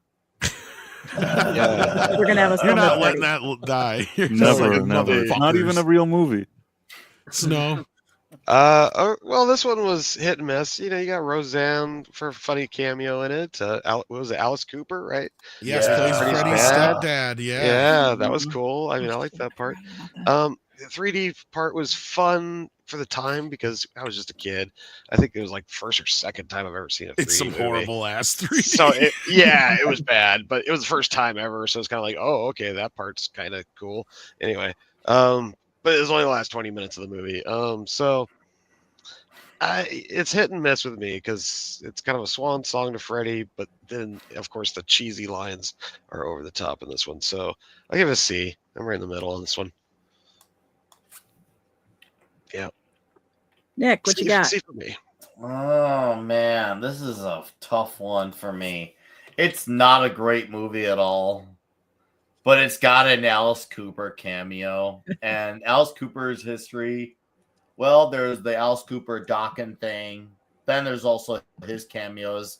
So stepfather. Normally, I don't like the idea of him having a stepfather. Or was it a father? I can't remember. I think it was a stepfather. Was it a stepfather? Stepfather, because he's the son Okay, of a so I hundred do remember that maniacs. So correctly. yeah, I nobody was knows who his questioning real myself father for a is. second. Yeah, I was questioning myself for a second. So because it was Alice Cooper, it's a very forgivable element. And for a fun, so you know fact, Robert Englund himself actually did a guest vocal spot on the song "Lock Me Up" on the album "Raise Your Fist and Yell" from Alice Cooper. It's good. His voice part, Robert Englund. So if you haven't listened to Lock Me Up, you should. Very fitting title for Robert Englund. But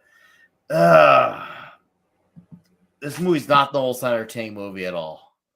I want to say D, but Cooper brings to a C. Where do I go in? I'm settling with D.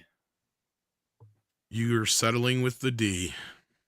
Sometimes you gotta go pointy. Oh shit! All right, so we're all over with this one. Greg, what do you say? I'll go ahead and I'll say I give it a C. I think the movie is a fun watch. I would argue this is the movie where the comedy gets a little overboard.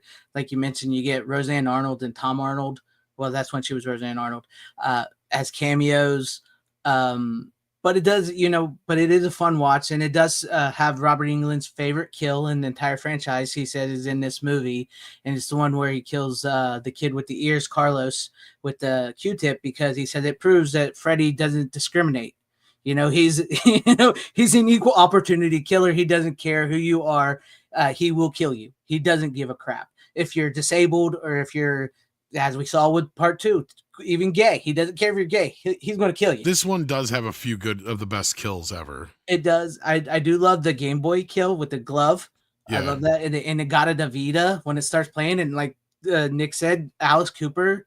I love Alice Cooper. The story-wise, what it does to Freddy as a whole, like you mentioned with the daughter and how they caught him, and some of the comedy in this, I think is just too slapstick. But I do have fun watching this movie. I do think it's not as bad as most people think it is, but I got to give a C. A C minus at the most. So we got a couple of D's, double D's, and a couple of C's, and then some crazy man gave it a B. That crazy man. I told you it was Tom. sentimental. All right, I knew that wasn't going to matter. So it's C basically on an average, or what would you say? Well, your B brings it up, so I would say C. Whoa! But Ha-ha, my method to my D should madness. have, C. Yeah, I guess. Your D Method to my couldn't get it madness. up. D couldn't get it up. my D was getting it up all the time. All right, now we're getting to one of the more maligned ones of the franchise. Freddy has a baby. Oh, jeez. Tell us all about Nightmare on Elm Street 5, 6. Nightmare on Elm Street 5, The Dream Child. 5th installment in the Nightmare on Elm Street franchise, and stars Lisa Wilcox and Robert Englund as Freddy Krueger. The film follows Krueger using a now pregnant, previously mentioned Alice Johnson's baby's dreams to claim new victims. What? Yeah. This What? one is a bit of a I'm glad I never saw this. weird one. Yeah, 6, this what is one- your call on this one? Let the lady go first on this one. No problem. Go. I didn't see it. Of course you didn't. When did it come out? It's on the Right screen. after 1989? the fourth film. Yeah, it was I literally a year I was in after. school. This is actually the one that's on the marquee in It. The new It remake. Mm-hmm. Okay, so 6 didn't see it. Price. I did see it, and actually, I was really looking forward to it after the fourth one because I liked the character of Alice, and I really wanted to see where they were taking all of this. But I will say that even from the first time that I saw it, I felt rather disappointed. It's not a terrible. It's like I won't give it a D, but it's not even B tier. If like the fourth one was a B, this one has to be a C. So you Is gotta this see. the one where there's a nun something Yes. with a baby and whatever? It's Son all of a right. thousand maniacs. I thought the nun was in the third one. She is, but this is the one where you actually see the younger version where she takes the baby Freddy at the end and goes, "Go now," and she shoves it in her belly.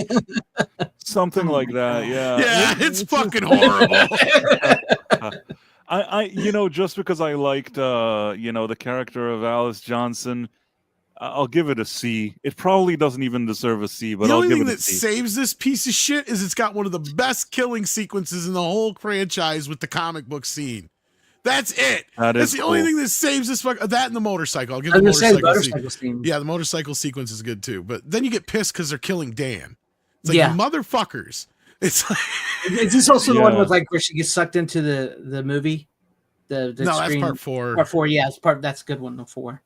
Yeah. Yeah, Somebody no, asked if I was drunk. I don't know why they're asking. me No, that. this one, Freddy hardly kills anybody. He kills Dan, and he kills the comic book kid, and he kills what's her face by feeding her to death, and that's it.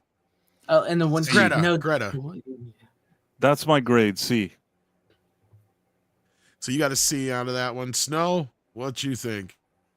Oh yeah, this one's definitely low tier for me. I didn't. Not to mention, it's Anyway, probably the one I've watched You the gotta least. swing it anyway. You gotta swing it. Right? I probably watched this one the least. This is the That's one why with the I- hip hop soundtrack. Yeah, for some reason. It wasn't good.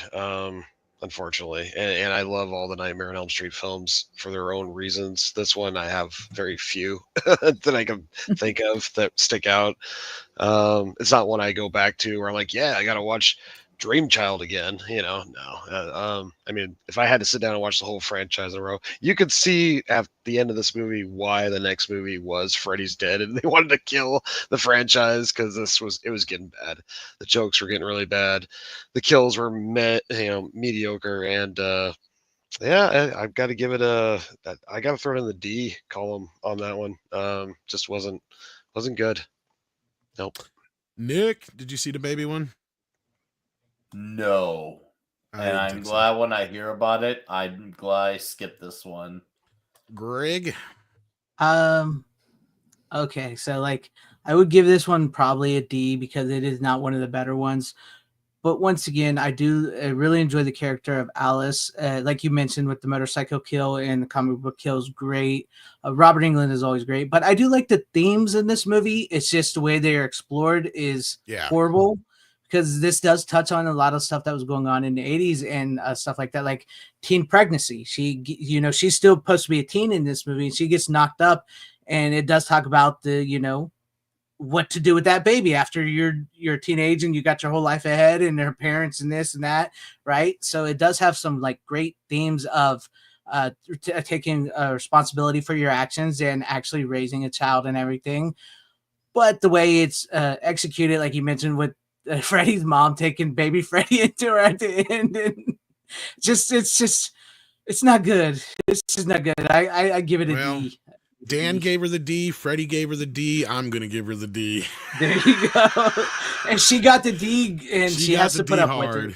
with it. Because this movie has very few saving graces in it. It's not a very good film. It was rushed into production. As you guys, it hit as Sarah Risher, I think, said it best. As she was one of the producers, she said, "I think the problem with it was it hit too close to home," and I think she's right. You don't have a fucking after school special going on in the middle of your Nightmare on Elm Street movie. Exactly. That's the problem. You made Alice almost unlikable because she's a very likable character by the end of part 4, and by all you guys are saying, like, yeah, we were following Kristen and her crew. All of a sudden, you killed off the Dream Warriors. What the fuck? And then now we got this new character. Oh, we end up liking this character, and then you kind of make her obnoxious by this film.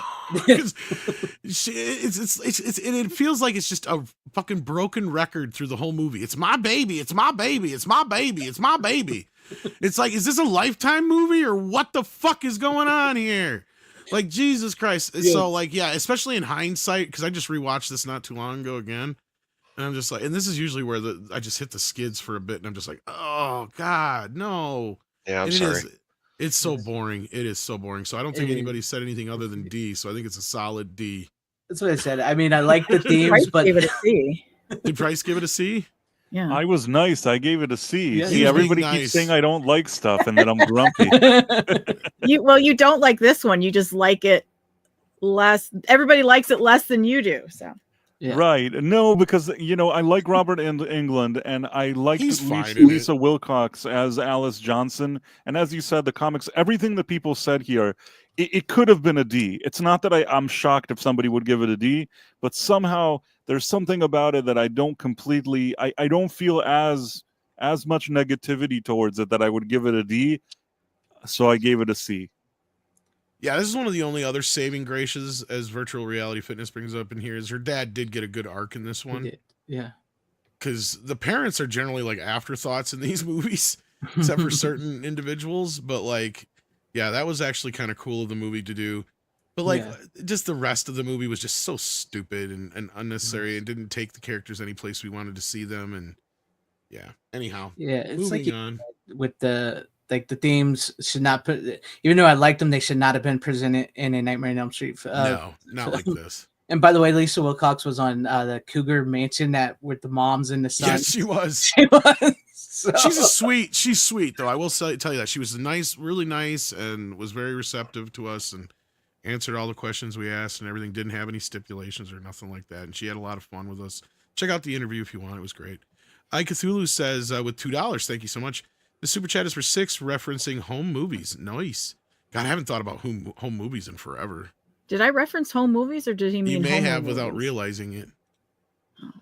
Home movies are awesome. And slides? Yeah, I was Are gonna any say, of you do you old probably enough do you to even know remember that? Ann? having slideshows? We do, but he's talking about the TV show Home Movies. Have you ever seen it? No, I don't know what the fuck you're talking Okay, about. so it was just an accident. You should have owned it. Oh, I totally know. No, I'm not Yeah, going to lie for love that street cred. show. If I don't know something, I don't know it. You're gangsta. You can get away with it. I got to fix that Twitter account. That's like my news. The funny thing is, I've been blocked by Fangoria. So Well, I know why, because I don't know what you said, but I know why. I'm surprised I You haven't yet. existed. I know I I can't have my believe it. I have my theories, but let's get some more votes in here because yeah, well, I mean, I don't know. You guys have pretty much voted now. So anybody else gonna vote? You got 5 more seconds. 5, 4. I don't even know why I'm counting because I'm gonna have to give you 5 extra seconds anyway.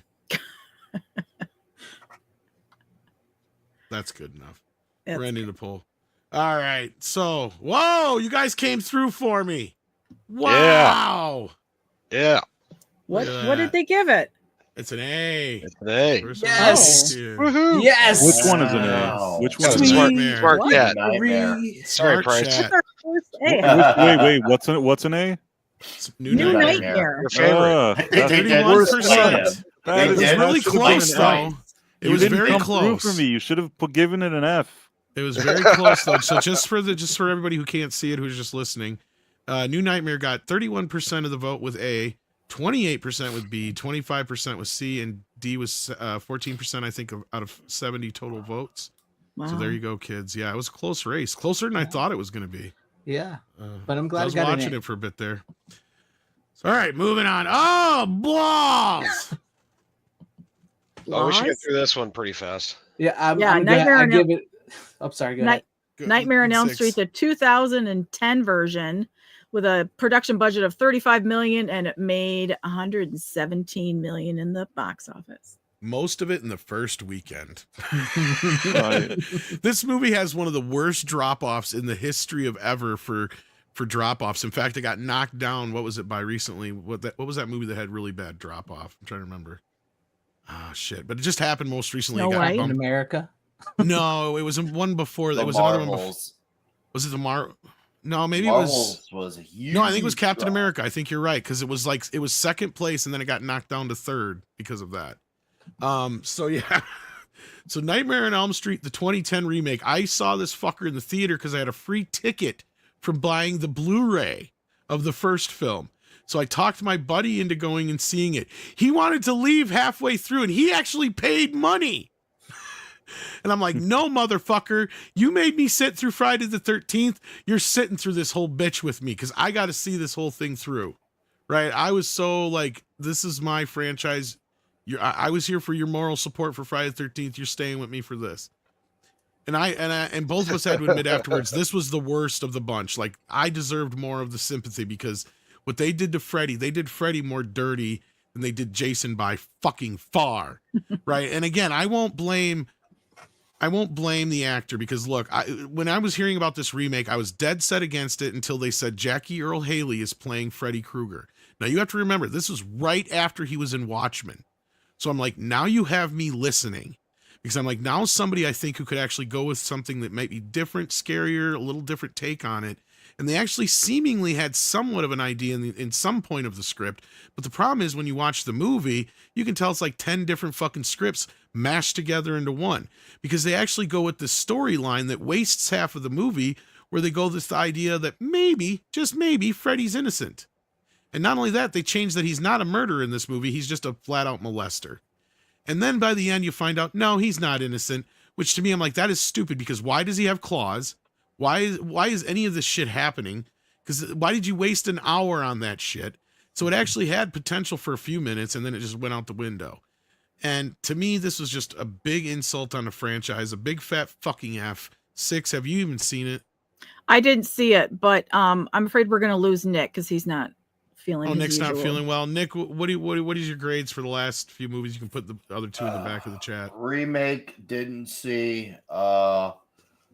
Nightmare on Elm Street, the first one is an A, and what was the other one? 3 we got left. 3. I like 3. I'll go A or B. Or Pick one, so Six can write it down. B. Okay, got it. Sorry. Okay, thank you for being here, Nick. Sorry you're not feeling well. Go ahead. Oh, And get it's out all of here. good. I'll get the recovery line, but Crank real on quickly, Toxic Tuesday, big crossover this week with me. Yes, huge crossover. And Price of Reason. From Mead to Toxic Tuesday to the Night Owl Price of Reason. Yes, Tuesday is our crossover event. We'll do some postings prior to that. Oh, yeah. It's going to be huge. Thank you for having me, guys. Midwiser Reason. Have a good rest of your show. Love you, Nick. Take care. Bye. Bye, Nick. Bye, Nick. I hope you feel better, Nick. Six, you said you haven't seen the remake? No. Price, what did you think of the remake? You know, the one of the things I can say about the remake that I feel like it was so underwhelming. Sometimes when something is really, really underwhelming and stupid, my brain kind of blocks it. Like I actually remember movies very well. And when I start, I generally remember, but I remember watching it and thinking to myself, they really strayed from what made Nightmare on Elm Street. And I really just was disappointed with it. I don't even know. I think that I was so distant from it because I didn't even consider it. It almost seemed like some weird fan fiction or some weird crap. I don't really know how to describe it, but it left such a poor impression on me. But somehow I didn't get all emotional about it because I guess I wasn't expecting much. I don't know. It didn't have Robert Englund. They made some changes here, and none of the changes worked for me. I would give this like a D or an F. Yeah, I'd give it an F or 2. So you know what? I have no issue. I'll give it an F too. I'm with you. Wow. I just looked up where this was streaming, but I guess I won't even bother. Is it on HBO Max? No. No. Netflix or any of those? No. I only saw it once. It's really underwhelming. It's like I think I'm surprised you even remember anything about it. Like it's the type of movie you forget about it the second you start watching. I only remember shit about it because of how traumatizing it was to me. Because you, like I said, you got to understand how. Like I mean, you guys know I'm a big fan of these series. I am too. Like uber fan, and I'm like, I was even willing to give this a chance, and I'm like, this was a horror show. And I even got with it for a bit. And that's, I think, what pissed me off even more about it was like, okay, you're actually trying something different. You're making Freddy innocent. This is kind of interesting. You know, I'm like, you're bringing something new to the table. And then all of a sudden they flip it back over just to make it like regular. And it's like, what the fuck is the point of him having a claw for? If he's not going to kill anybody. To leave evidence? Like, the whole thing makes no sense at that point. It's like, if he's not innocent, then what the fuck is the point of all this? It doesn't make a whole lot of sense. I agree with you. And by the way, I am a real fan. Like, I actually have seen these movies, especially the good ones. I've seen them many, many times. Well, I just meant it in the sense that, like, I was actually like, okay, like, I'm willing to give this a shot because I'd love to just see more Nightmare on Elm Street movies. And Jackie or Haley is somebody I could see taking on that mantle. Even before watching it, I thought to myself, before, like, I actually didn't see it in the theater. I saw it on, like, you know, at home on a TV. And before pressing play, I said to myself, they will never be able to capture the magic that's the original Nightmare on Elm Street. But I was, at least I had an open mind thinking maybe they have some kind of modern take that's interesting. I was more naive then. But as I watched it, I think within like 20 to 30 minutes, I just got through the movie somehow. I tried never to think about it again.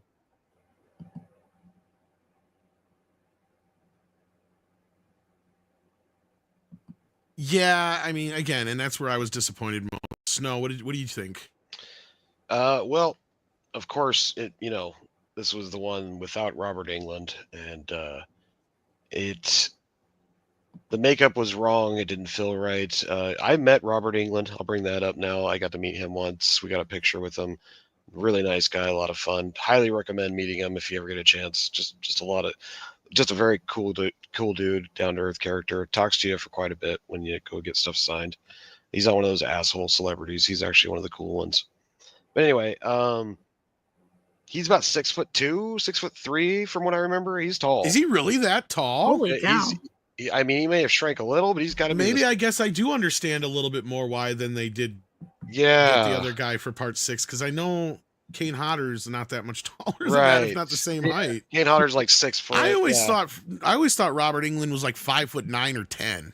Me I never too. thought he was that big. I stood next to him, and I remember, and I'm about I believe 5, you. 10-ish, and, I guess I just never 5'11". realized he was that big of Yeah. a fucking. No, I didn't. Wow, He was but you taller learned than me, something. and I'm just like, okay, yeah, that's Freddie. So when I saw this guy, what's his name? No offense to the actor, because he was great in watching. Jackie Earle Haley's tiny. Yeah, no, Yeah, I but know he's he is. Yeah, not that tall. He looks like he's about 5'7". I don't know what his real height is, but it just I don't didn't think he's match. grown an inch since the Bad News Bears. I think those cigarettes stunted Right. beer stunted his growth. So yeah, that threw me off completely. And then of course, and I wanted to give the guy a chance, but right away that just stuck in my craw. Everything was off, everything was wrong. But the thing that killed that movie for me, Tom, out of everything you said was correct, 100%. You and Price. I just got to add to it the teens they picked. When we get to this next film, we're going to be talking about Johnny Depp. The teens they picked for this film were some of the worst acting I had ever seen. Yeah, the in teens life. are the worst. It was like if B, D, E movie. I don't know. It should have been low. Is it budget. one of the guys from Supernatural in this too? And I think he Oh, sucks. I don't know. They were He's just in so bad. Jason. Their lines. Oh, that were was in terrible. Jason. That's right. Yeah. The acting was off, and I remember it was just atrocious, and I just started picking it apart after that. So yeah, F. I was That's getting him fair enough. confused with the guy in the beginning, but look who's here, Backdoor Geary. Geary. Geary. Oh God. Geary. Are you He's sure he's that shy. tall? Because I see 5'10" here on Google. That's what I was thinking. But okay. So yeah, we just triple stamped an F on it. So it probably doesn't matter what Greg thinks, but go ahead. I think you're a little shorter than Thanks, you no. realize. No. I know I'm not important. Greg, what do you Yes, think you of are, this? Greg. I told We can't Tom. hear- I we said, can't get Greg hear- on here. We didn't hear Geary if he said anything, by the way. but I Greg, haven't heard him know. I give it a big old F as well. I hated yeah. this movie. It absolutely sucked. I think I will give you the one good thing I thought of this movie was the opening kill with the guy with the knife through the throat. I think that's probably the best part of the movie. It's the opening kill. I thought they wrote themselves in a corner if they were trying to do sequels, because like he's stalking the kids that, like you mentioned before, because like, is he innocent? Is he not? Oh, he's not. He's guilty. But it's in like this sense, it would have made more sense, yeah, because he's actually going after them for basically getting him killed. Yeah, exactly. And then like he's going after the same kids he did it to from that preschool. So like, okay, so he goes through all of them except 2. What are you going to do for the sequel? How's this Freddy going to invade the dreams of the other kids on Elm Street? Because he's like, the way they made it is like he's connected just to these kids and only these kids, and that's it. So, it's just a crap. it doesn't make it. And that's what Can I you said. it guys feels hear me like- now? Now we Yes. can hear you. Yes. Okay, yeah, he's Keith and I met him, and he is like way shorter than us, and I'm 6'3", and Keith is 6'4". He's like, I think he's about 5'10", 5'11". I think he had boots on when I met him, so he's okay. probably pushing. Were 6, they 6'1". go-go boots? They were cowboy looking boots, from what I recall. Oh, yeah. okay. So Yeah, that- the that sequel might have been is why he's funny. got an inch on me. They were planning on a sequel. A sequel was full steam ahead until it wasn't that second weekend. That's when it got killed. Because that second weekend, this movie dropped like a bomb. So yeah, Greg, you gave it a fat F. Yeah. Since you're new to the panel, Gary sitting in for Nick, I guess. What would you say? F for the I'm remake, getting or- his sloppy seconds, which is pretty Yeah. much the way it You works. just got to give the order. He's got his grades in the back here, so you got to give them grades. You can't give yours. I'm just kidding. What did you Jack, say? Jack Earl So Haley is mean. 5'5". Well, that makes sense. Yeah, I told you he's tiny. Like I wasn't kidding when I said I don't think he's grown an inch since he was in the Bad News Bears. Yeah, I know. He's like, that was it. That was his growth spurt. Well, and he's even talking, and I'm not kidding when I say, because he even talks about how when he was that young, he was actually smoking cigarettes and shit already, but Yeah. he had to try and pretend he didn't know how to do it in front of his dad when he was in That's the what movie. stunted his growth, all those cigarettes. So he'd been That, smoking in fact, cigarettes his since way dad back beat him. then, yeah. Well, that's what he said. He's like, I had to pretend that I didn't know how, but I was already smoking like a couple years at that point. Yeah, when he did that movie about the bicycles, what was that called? Breaking Away. He was Yeah. like, what was he, 18? And that was it. That was peak height for him. So And was maybe he tiny. gained an inch or two between because he does, I think, grow a little bit between the first and second Bad News movies, but that's about it. I think he's Yeah. done. But anyhow, that You know, being said, he what would do you have, say? because I agree with you, Tom, because I had high hopes for that with him, because I love him as an actor. And the writing in that was so bad. I'm like, you guys don't know what you're doing. You have a character and you misuse him completely. What I'd like to see, and I said this earlier, is Freddy versus Freddy, where it's Freddy Krueger versus Nightmare, the new Nightmare version? Freddy, the demonic. He's brought back to life, and you see Freddy versus Freddy. And Robert Englund could play this character until he's using a walker, because it's so much makeup. He doesn't have to worry about aging. Yeah, maybe you could do that in a comic. But anyway, what would you give it for a rating? For this last one, Freddy's Last Nightmare. No. We're talking The about 2010. 2010 remake. Oh, right now. yeah, that movie. Yeah, no, I It's around gave the it an last F. few ones here I we're gave it getting an out F in the chat, like F minus. If there's anything less than an F, it's that movie. All right. Well, let's get to the biggest ones now. After the super chat we got here from RG Mastiff, who sent him Buck 99, says this movie made like Dream Child. I don't know which one. Was that referring to? Because he didn't send that long ago, did he? Oh, I guess it was a little long time ago. Yeah, it was. Which one were you What's the referring to on timestamp? that? 9:39 on my end. Was he talking about Freddy's Dead? Maybe.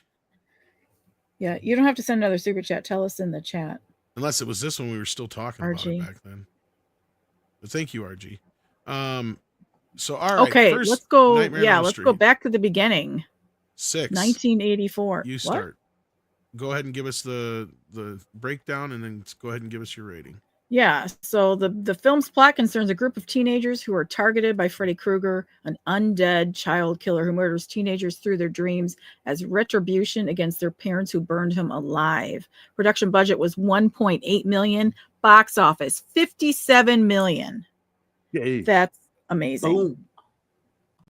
Yeah. That's No wonder probably they only in the U.S. squeezed it I dry. think that international, probably there was more, and it certainly made a lot of money on video. Oh God, yeah, but probably Yeah, 10 for times sure. that. So go ahead, Six. What did you think about the movie? It's an A. I mean, it's Johnny Depp. I was a kid. He's super cute, even though I wouldn't have known what to do with him at the time. I remember thinking that Heather Langenkamp, is she the one who played the lead? Correct. I remember thinking she was just the bomb, and the girl's clothes was so cool. And I can't wait to go to high school and be cool, and just it's so scary. Literally every time I watch any movie in this franchise, I always have nightmares. Like always. It's kind of creepy. But I still love it. Definitely A++.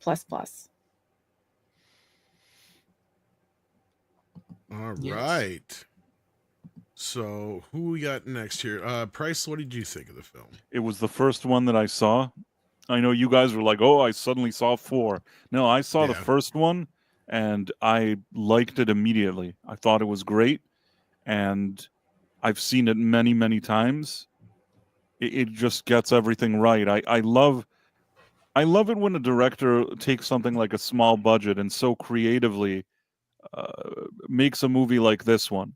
This is what, like, I know this is going to sound cheesy, but this is what cinema is about, you know? This is you could feel the creativity with this movie. I love everything about it. It's probably the best out of all the movies until today, the different ones. It's it's one of the 2 best, maybe the best. And if there was an A++ or an S tier, I'd give that grade to this movie. But since we're only going with like A's or B's or C's or whatever, it's obviously an A. Of course. And then we got Snow next. What did you think of the first film? Yeah, I pretty much agree with you guys on this one. It's it's our 80s, kids, whatever generation, Gen X, generations Godzilla. He's our Dracula. He's our iconic character from that time period. If you grew up in the 80s, him and Jason, or maybe Leatherface and Michael Myers, of course. But you got your Mount Rushmore right there of horror icons from the 80s and 70s, because Texas was a little earlier. But I just think this movie set a precedent that's been hard to duplicate. A lot of people have tried to come up with great characters like Freddy, and he's never been topped, I don't think. So this movie's definitely an A. Yeah. All right. Greg? And Johnny Depp. Yes. Dreamy Johnny Depp. And Johnny Depp. Damn, Johnny Depp. He's so No, dreamy. he's so dreamy. Save some for the rest of us. He's so dreamy. He's so dreamy. That was what got him the job. For those who don't know, real quick, they were down to like, I think 3 actors. Charlie Sheen really wanted the job, but he wanted $1 million, and they told him to fuck off because that was the budget. And so it was Johnny Depp and a couple other guys. And so they asked like Wes Craven's daughter and a few other young girls of the like daughters of like Robert Shea and all those stuff. They're like, which guy would you pick? And they all directly went to Johnny Depp, and they're like, him. And they're like, why? Oh, he's so dreamy, Daddy. So Wes Craven's daughter said. So that's how he got into Hollywood, kids. Yes, sir. Yep. You know what? There's another case like that. The movie Flashdance? At least Yes. legend has it that the way that Jennifer Beals was cast in that movie is that whoever was on was it Paramount, the CEO of Paramount, whatever it is, he was on the lot and he saw some construction workers working there, and he was trying to think. He had a few options of who we could cast. So he stopped them and said, "Hey, fellas, can you look at these pictures? Which is like the hottest woman like here?" And they all said that it was the one, Jennifer Beals, whatever her name is, and that's how she got the job. I could see something like that. That's the way that rumor has it. That's how she got it. And you know what? That's better than any focus group. That's better than anything. Walking to some construction workers and saying, "Who's the hottest? Tell me the truth." That's brilliant. They should do that now. They should stop with all the weird. Sydney Sweeney get all the roles. Yeah. Yeah, I know, right? They should do that now. That's a good strategy. Greg wouldn't have a problem with that because he loves those double Ds. Yes. I Cthulhu says 6 quoted Smalls, which is from Home Movies. Actually, she's quoting The Sandlot. Yeah. Yes, and I did know that. My favorite thing to do is But thank you for the that super- happens though. Because things start quoting and doing the other things, and you remember where certain things are from, or if you've never seen the original, then you don't know. And what RG Mastiff was referring to was 2010 being, yeah, okay, gotcha. The remake was the movie that was made like Dream Child. Yeah. One other thing though about before we move too far back into the first movie, I will give credit to the remake. One thing was the micro dream thing. Because you know how people just kind of doze off and shit. Like they actually use that aspect. Other than that, though, I didn't care for any other aspects. But anyway, back to the original film. Where did we leave off here? Price, you got to give your rating, right? A, you said. Snow. Yeah, A for sure. Snow, Yeah, mine was an A. Yep. So Gary's got to go next. That's me. Yeah, I'll go ahead and do it. You're sure. Yeah, this movie, 1984. I was waiting for this movie to come out because I read Starlog and, of course, Fangoria. And it was just like huge anticipation with my friends and me when this movie was coming out. We all went together to go see this. And I admit it to this day that there are 2 movies I closed my eyes on. And one is the egg scene from Alien. And this one, I closed it for an instant at the beginning in the pipes room because it was freaking me out with the scraping. And oh my God, this movie was so fucking good. it hit on a primal level of fear. And so, yeah, I absolutely give this an A. Awesome. Yeah, there's a bit of a debate on this one. Okay, so there's an interesting story that Jackie Earle Haley supposedly gave Johnny Depp the ride to the audition because he was going to be his ride to band practice after the audition, and he was just hanging out and they asked him to audition. But I guess Haley may have refuted that. I don't know for sure if that's true or not. Because I thought Johnny was the one who gave that story, but then again, Johnny's done a lot of drugs. Haven't we all? Haven't we all? Yes, but not as much as Johnny Depp. We're talking. Definitely not. I'd be dead. Johnny Depp is like, yeah, already technically dead, probably. I think Trey Parker and Matt Stone are the only people that probably did more drugs than Johnny Depp. Maybe. But there is another interesting story that involves somebody that we know involved with this movie. Robert Englund. You know how he found out about this role? Luke Skywalker told him. Yes. Mark Hamill told That's him, crazy. you know what? There's this part that might be perfect for you. Because they've been looking for this older guy, but I think you might be able to pull it off. It's something like Nightmare on Elm Street. Go downtown to the offices here and check them out and see what they say. Because, yeah, up to that point, David Warner had actually technically signed on to play Freddy, but backed out. And they didn't know what to do because they were going to go with more of an older Freddy. That was always Wes's kind of idea. But when he saw Robert and he saw the energy that Robert had, he's like, this guy could probably pull it off, especially being that he's going to be in makeup and in the dark and all that kind of stuff. And Yeah, you know, he realized the makeup wouldn't matter. He could make him Yeah. look as old as he wanted to. Yeah. Yeah. yeah, and David Warner, I think he'd been all right, but I think what Wes was looking for is what Robert had. It was that ability to pull that character out. And that's what it is. That's what I love about New Nightmares, because it does treat it almost like, because Robert Englund is this like jovial, like just full of energy, loving kind of guy. And then when you pull out Freddy from that, it's like completely 180 different person. So it almost makes it like it is like this thing that just took him over. David he even Warner says would that just be sometimes. walking around asking, Yeah. how many lights are there? I think he's just been a little too There are 4 lights. Too British. yeah, I think he's been too British. I think that's the best way to put it. He's been too rigid, I think. And Robert just had this, he knew he had to get down and dirty and gritty, and just this idea that Freddy would even just self-mutilate himself constantly, because all he's doing is just showing you, like, there's nothing you could do to me that I can't do to myself already, and it doesn't hurt me, right? Yeah. Like, he keeps cutting his fingers off, cutting his gut open, doing all these things to scare everybody. It's like he's not even really doing anything to the kids. He's just mutilating himself, you know, like, and he's just getting joy out of just causing their, you know, angst or whatever you want to call it, Yeah. until he finally does kill him. But like, yeah, the Nightmare on Elm Street is one of the most brilliant, original. I mean, this movie sucked me in. When I finally saw the original film, like, I loved 4 and I saw 4 and 5 pretty close together. Those were the first 2 I saw. Then I finally went back and watched them in order. And when I saw Just 1, remember, Tom I said was it so sucked him. it in. sucked me right in. That's right, baby. All the way. And swallowed. Does And somebody have a then, tissue? I need a tissue. no need for tissue. There was swallowing involved. Because this movie was my boyfriend now, Nancy. No, I just fell in love with this movie, and I was already a fan of Johnny Depp from 21 Jump Street, so that was a plus. And I just loved the whole, just everything about it, right? Like the way Wes shot it, the way it looked, the way it felt like just modern, you know, everyday Elm Street. Like, and the funny thing is they never even mention in the movie once that it's on Elm Street. And the title was kind of an afterthought in the sense that every town has an Elm Street, as Freddy says, and Freddy's dead.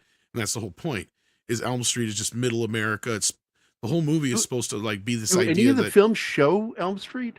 oh yeah, they do after this, but the first film I know never the one with referred to Roseanne Elm Barr. Street. They show it, but No, yeah, they do I it didn't- after the first one. After the first one, it's Okay. always referred to, but they just never gave it a name. It wasn't a point in the title was just to kind of say it's a nightmare, you know, in middle America, right? Yeah. Like in the safest place in the world, right? Like that was the whole idea that the whole concept of the title was supposed to project from Wes's descriptions of it all, right? It Yeah. could have easily just been called A Nightmare in America or Middle America. but he just chose Nightmare on Elm Street because it just rolled off the tongue the right way, and it was a, it could have been Nightmare on 3rd Street or Oak Street or whatever, you know what I mean? But Elm Street just sounds so peaceful, middle America, nothing bad could ever happen there kind of place. You know And what I mean? they just nailed the music in this movie as Oh well. God, Charles Bernstein's score, yeah. Yeah, they just killed it. Do I remember something about him not getting paid or something on that? I don't know about that. He may not get paid very much. It seems like there was something in one of the documentaries. I remember seeing something. There was some contention over the music.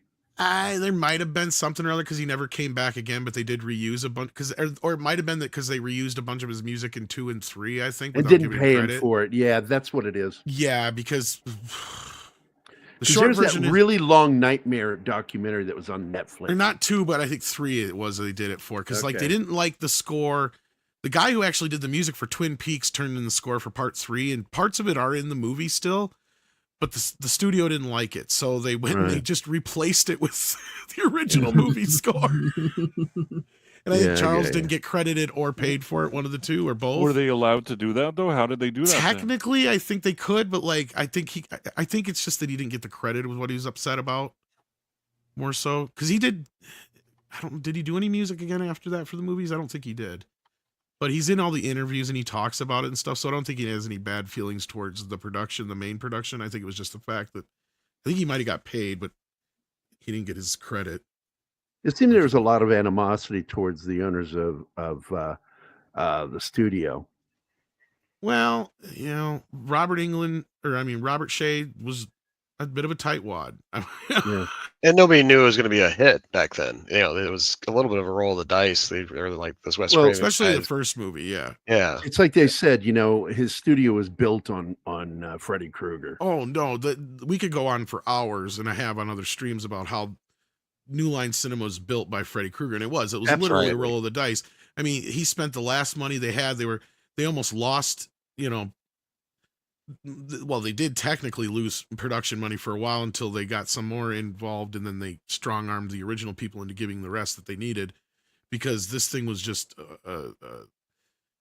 to make it on the $1.5 million that they did or whatever at that time. It was a struggle from beginning to end, and Robert Shea nearly had, God knows how many anxiety attacks and probably almost put himself into a stroke or a heart attack with all the stress. Not to mention the conflict between him and Craven. Well, and that was just it. Craven's whole thing was he was only going to commit to this if he knew that Shea could handle it, and Shea led this big song and dance that he could, and he kept losing financing. So it was like before they knew it, because he didn't think he could do it for less than like, I think, $2 or $3 million, and to even sign on at $1 million. And Craven said the only reason he did that is because nobody else in Hollywood was interested, because everybody had turned him down, because there was already 2 movies that had come out that were about dreams that didn't do well. I think it was Bad Dreams and Dreamscape. And Dreamscape was good. Well, and then I the love other that thing movie. that he got so, and I think that's another reason why he sold it then too, because he saw Dreamscape and he's like, what the fuck? Because if anybody's seen Dreamscape, there's like 3 scenes in didn't there. age well for that. Well, no, I'm talking about the whole fact that the bad guy has a lot. The whole plot is similar to Nightmare on Elm Street. Yeah, Yeah, even in the And then you have a paint scene where the guy turns around and puts knives on his fingers. Yeah, there's exactly. it's also in the poster. If you look, It is. Well, that poster thing you're talking about, I think you're getting misinterpreted with. it's in this one. In the Nightmare in on the Elm Street first poster, Nightmare. yeah. So, like, if you look at a blow up of this poster up here in her hair area, Yep. above his claw, there's a snake in there. That's a snake from Dreamscape. Tom, it's a snake man. It's a snake Yeah, man. It's the snake man. it's the Snake Man from Dreamscape, and the artist put that in there as a. Fuck And that's you an to actor, by the way, Dreamscape. that Yeah. I think would have done a good job as Freddy too.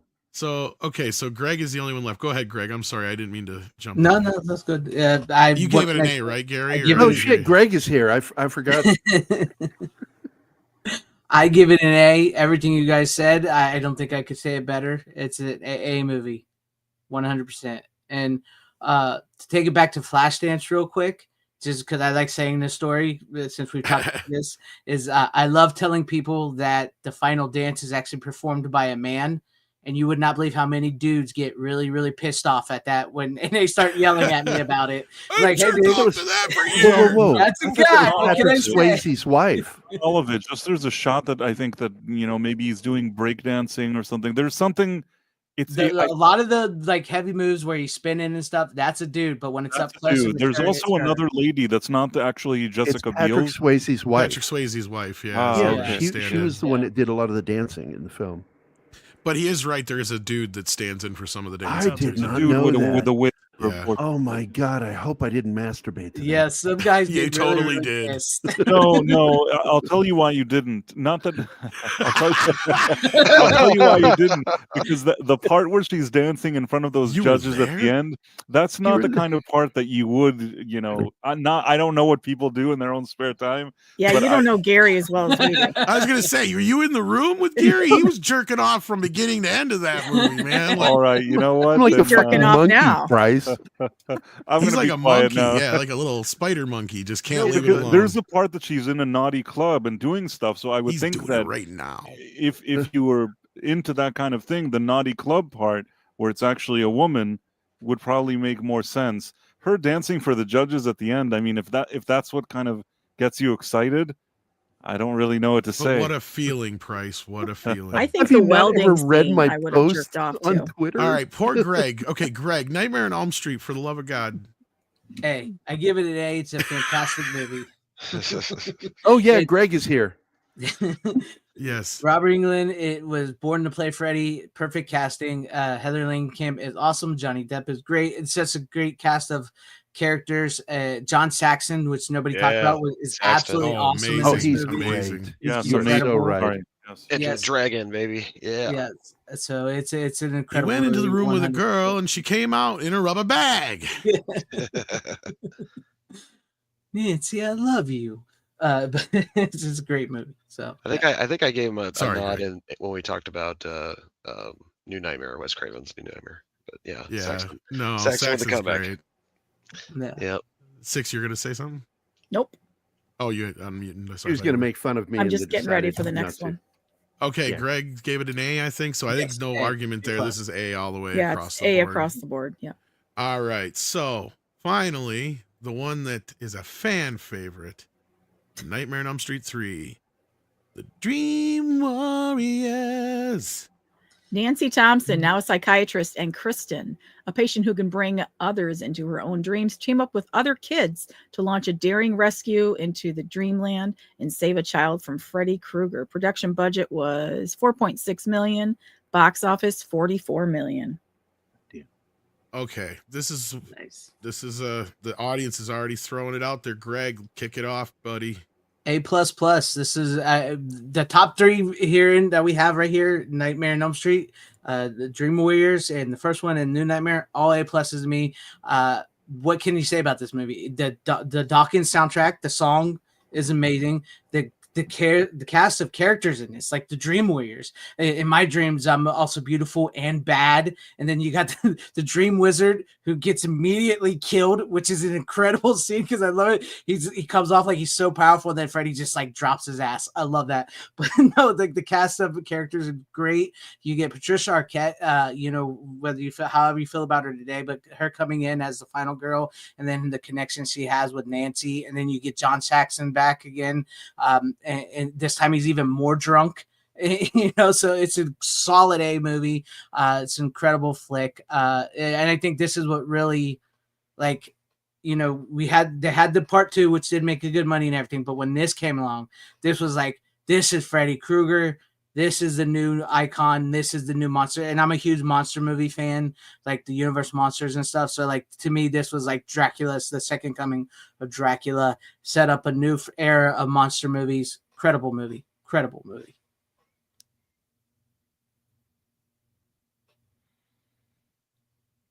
Yeah, all right. Yeah. So that was an A, Greg? A. Yes, A. Oh, you know what I forgot to mention? Nick's vote on the last one was also an A. So just Yes. It's huge. I voted an A.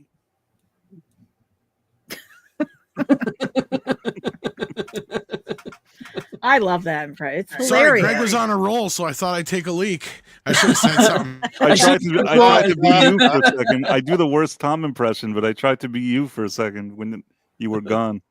Well, I was like getting to a point. I'm like, there's no way we're gonna get this done. I gotta piss. If I don't piss now, That's why it was I like one of always those things have where if a I didn't run, big like gulp I didn't even bottle. have real time to say BRB. Don't at you that keep point. a Gatorade bottle next to you? No, like, not anymore. I need a real bucket. YouTuber?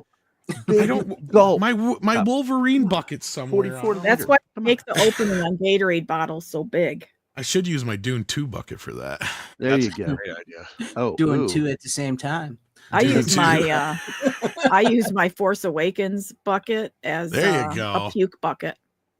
That's a I good literally idea. I like keep to it eat- for when I have norovirus or something. That makes I, sense. I like to use my Wolverine one. Oh, That's what I said. That's not near me. I should use my Dune one. Yeah. So where were we at? Gary, what'd you say about it? Oh, I haven't said anything. This is my favorite of all the sequels. I did enjoy the second one, by the way.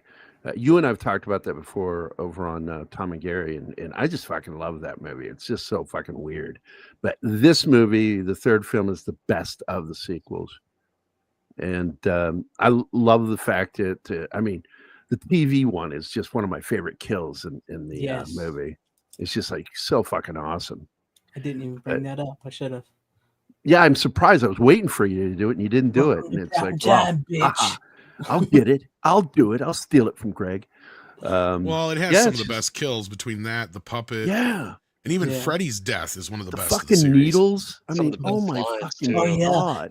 That to this day I cannot watch that marionette scene. That it freaked me out as a kid, and to this day I have to close my eyes when I see it. I can't watch it. I just And can't this watch is the film, as I recall, that has the connection with Beetlejuice. A little bit, the yeah. snake.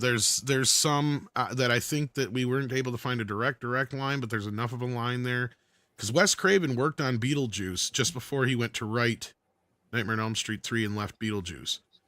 Because it was a big thing if he was going to direct 3 or not. He didn't end up directing 3, and they didn't use his direct script. They rewrote his script, but I can't find if the snake and a few other things that were in Beetlejuice didn't make its way through his script, and I wonder if that wasn't the case because there's so many similarities there. Plus the idea that Wes Craven always liked having Freddy as a shapeshifter and having the red and green stripes, so you knew that he was it was Freddy, right? Kind of like who was it, Plastic Man or something like that, has that same kind of thing where he does that stuff.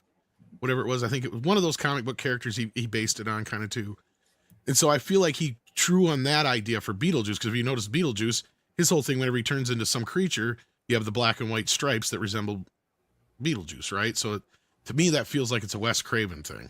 Yeah. And yeah, we couldn't find anything I that wholly says agree, it's man. not true. And it's an A, by the way. That was the grade. It I is an gave A. it. It's All an right. A. Anyway, Snowdub, what do you say, my brother? Yeah, this is my favorite as well. I see a few people saying that in the chat.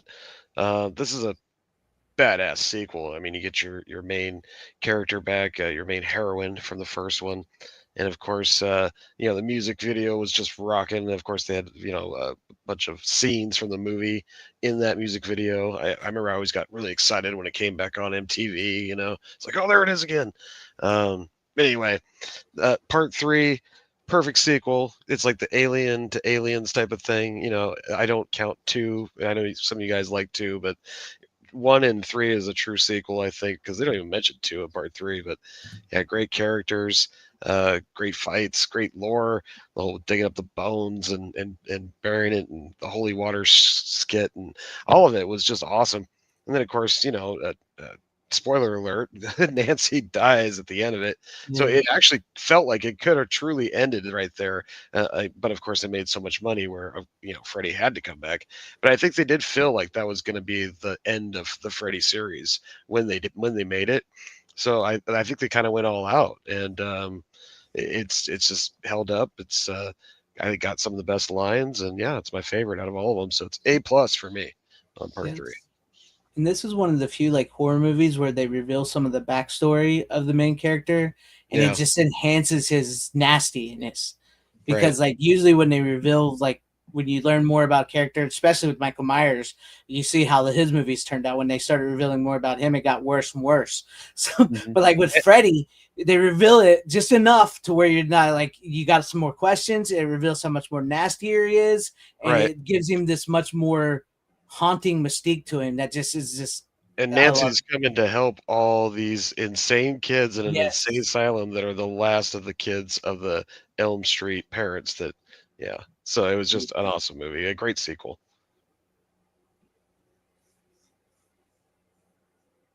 So we I got 2 agree. A's, 3 A's? Was that 3 A's, right? 3 A's, The yes. Nick Weiser Yeah, this gave it a one- B. Yeah, Yeah, he so did. there's a B. I mean, basically You somebody said has to A or argue. B, but yeah. Yeah, I was gonna say somebody has to argue me this one out of an A at this point. So I think Price and 6 are the only ones left at this point. Price? Yes. I think that 3 is an A. I think that 3 is the sequel that I wanted to see. You know, this is a worthy sequel of the first one, and really out of all the sequels, the only one that could be in the same conversation as the original one.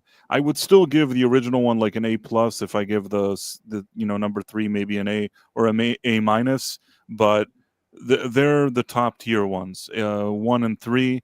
I like that they brought back Nancy. I like that they brought back John Saxon.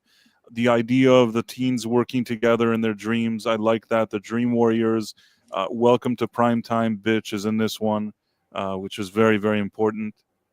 Right? That's in this movie, Yes. right? Yes. Yep. So there's that, and just everything about it. I like this movie.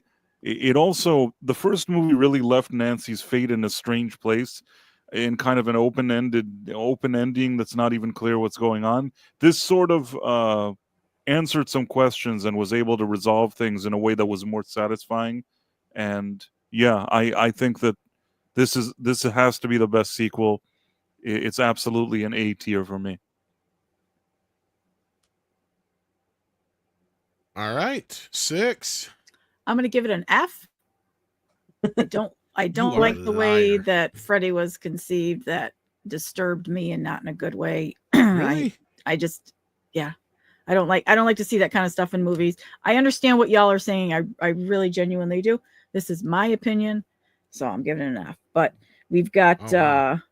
5 A's and a B, so I'm pretty sure it. Oh wow. Okay. All right. That's weird. I thought you were kidding at first, but all right. Yeah.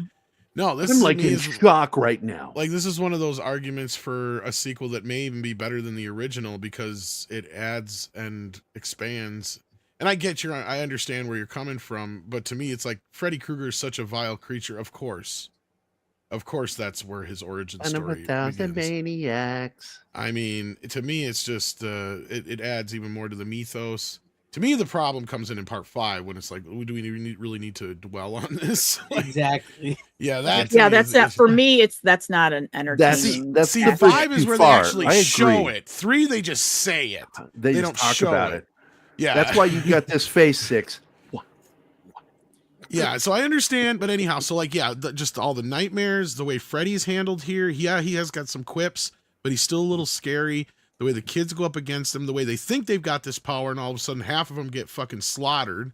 Right? It said like the Dream Wizard kid. It's just like, Which is kind of another reason why I didn't have so much of a problem with him getting bumped off in the beginning of 4, because I'm like, they were pretty weak ass in the last one.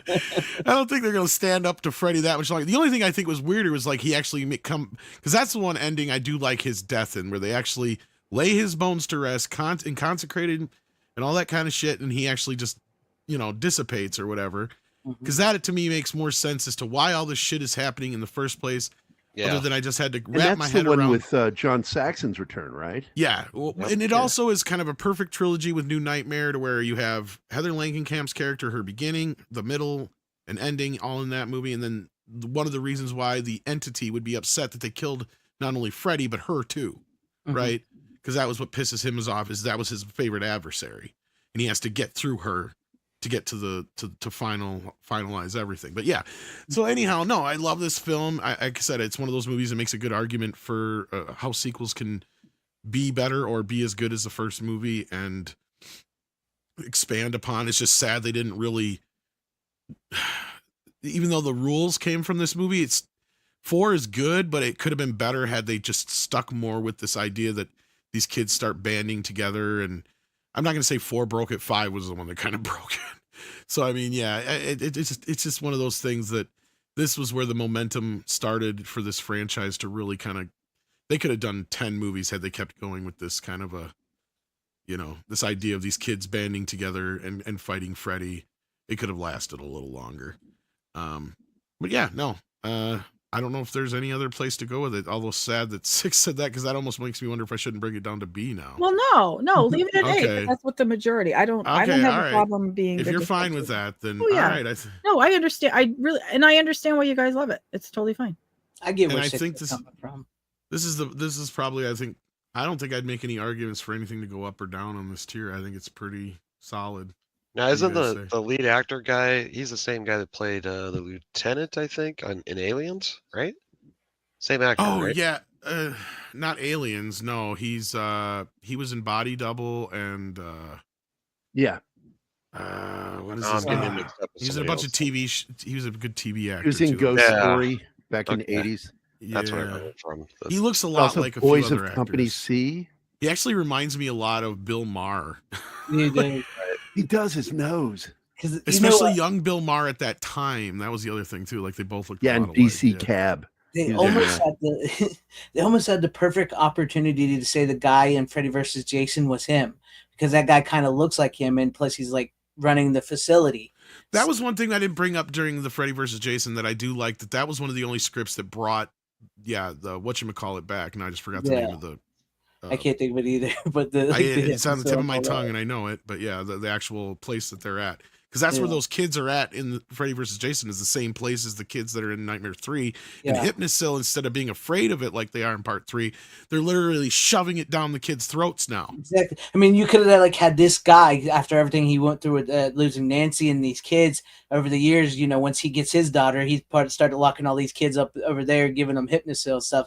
I mean, that could have been a great character bridge right there to connect them. But it is what it is. Yeah, no, yeah. I wish I could remember. I can't believe I forgot the name of the. Why do 'Cause they people say- dislike? You're talking about Craig Wasson, right? Yeah, I think that's his name. What was that, Price?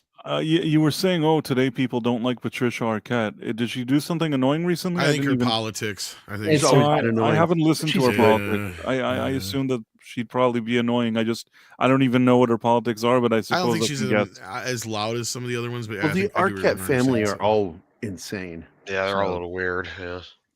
But she's a good actor. I still like her. She's on Severance, and she's really good in it. Yeah, that show is going off a Yeah. cliff, but yeah, she's good in it. All right. Well, considering that we only had 10 titles to go through, this still went a little longer than I thought it would. But hey, still turned out to be a great show. So I want to thank all the Yeah. panelists for being here. Is there anything else anybody wants to say about Nightmare on Elm Street before we close this down?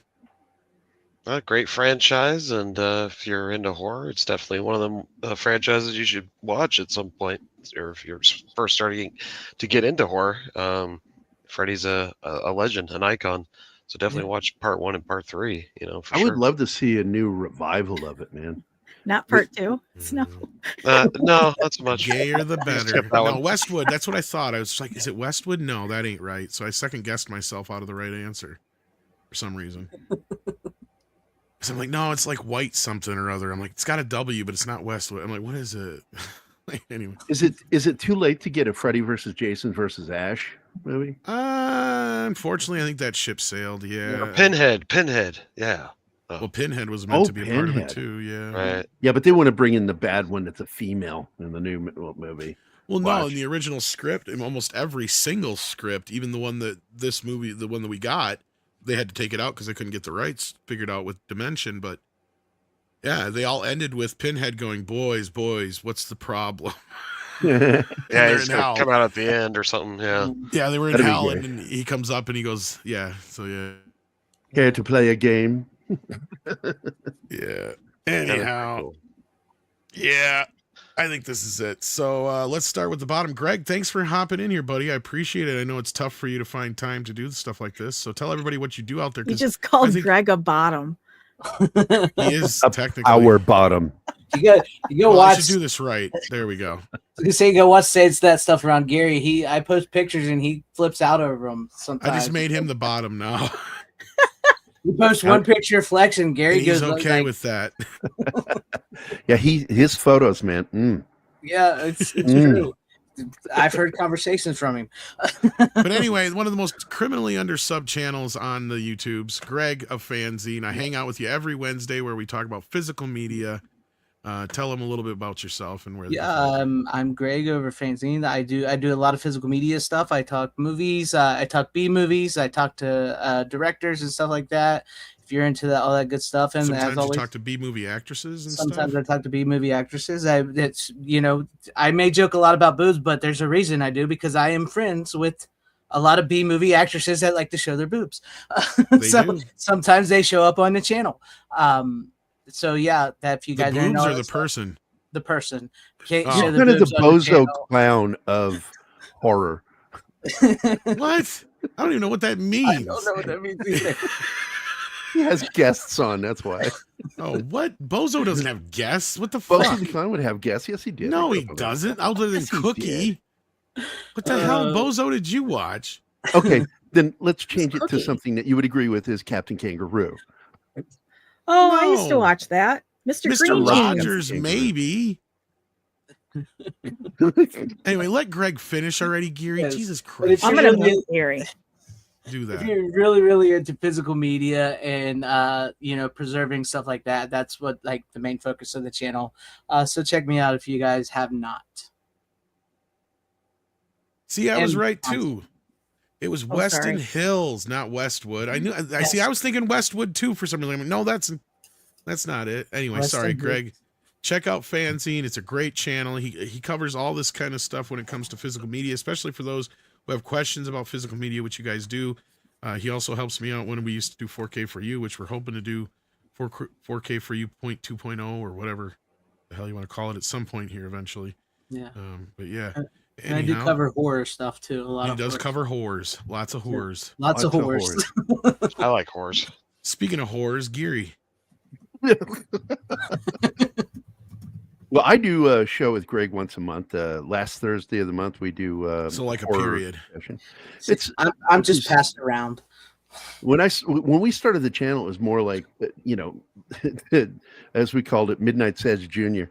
And but I want to focus on movies, and so we talk about movies every Monday, Tuesday with the Chief, Wednesday, Friday, and Saturday, and every alternating Saturday or every third Saturday or fourth Saturday we do Tom and Gary. But we like talking about films. I love talking about movies, and we're talking about Rambo, the final Blood tomorrow. It'll be fun. I couldn't believe Anima loved that. It was fun. So gory. It's the graveyard shift. All right, Snow. You got a channel where there's hoes in this house. There be hoes Hey, yeah. in this house. And horses. And I- horses. I'd prefer not the horse, but yeah, no, we do a crazy There's no fun. horses. I try not to. Well, it happens, but I don't encourage it. Long story, but let's What just about say, cows? actually, we haven't done cows yet. Maybe give that a shot. Groundhogs. That was sexy. Who did that? Only in February. Me, of course. God. What about pigs? There's a couple, Ooh, Do you have I like love a the way they root. especially the speaking- bacon sandwich. Yeah, I just don't happen to have any horses on here. That's the problem. What the thank fuck? God. We get enough on my channel. Damn it. Speaking of, we do. Do you like a Muppet show that's on steroids with a twist of deadpan, maybe a little edgy Chris Rock / Dave Chappelle type humor? You should come over to my channel, check it out. It's a bunch of crazy puppeteers getting together and having a good time. We try to stay on topics, but it usually doesn't last. But I guarantee you, I'll definitely have some laughs. And then my main puppet's named Jelly, the patriotic puppet, and he's been covering some politic type stuff ever since old Trump won. So yeah, if you're into that type of thing, come hang out. I'm actually what am I? I'm about 7 subs away from 9K, so I'm getting there. So thanks, appreciate you having me on, Tom. I love talking horror with you. So anytime. No problem. Thanks for being here. And we got Price. What you got going on? I put some review from Mickey17 on my Price of Reason channel, and for live streams, there's Price of Reason Live. So you can either subscribe to Price of Reason on YouTube, Price of Reason Live on YouTube, or both. Yeah, okay, that's great. Sub the price, everybody. And by the way, Tom, thanks for slipping me in the back door. I appreciate it. Thanks for bugging the piss out of me till I let you. All right. I'm just kidding. 6, anything we should remember? I know we got the morning show tomorrow. Yes. Please like the stream, subscribe to the channel, set notifications, because sometimes Tom just gets a bug in his butt and he does something crazy on here. You never know what it's going to be. You never know. And if you have any suggestions or desires for the tier list, Yes. Leave a comment after the stream is done, and Tom will consider it. Yeah. And I'll be on the morning show tomorrow. Awesome sauce. And we'll be glad to have you there. And with that, I'm going to leave us with our, let's do some koalas. Fuck it. Koalas in the rain, koalas in the rain, no fucks given. Koala, koala, koalas in the rain, koalas in the rain, no fucks given. Koala, koala, koalas in the rain, koalas in the rain, no fucks given. Koala, koala.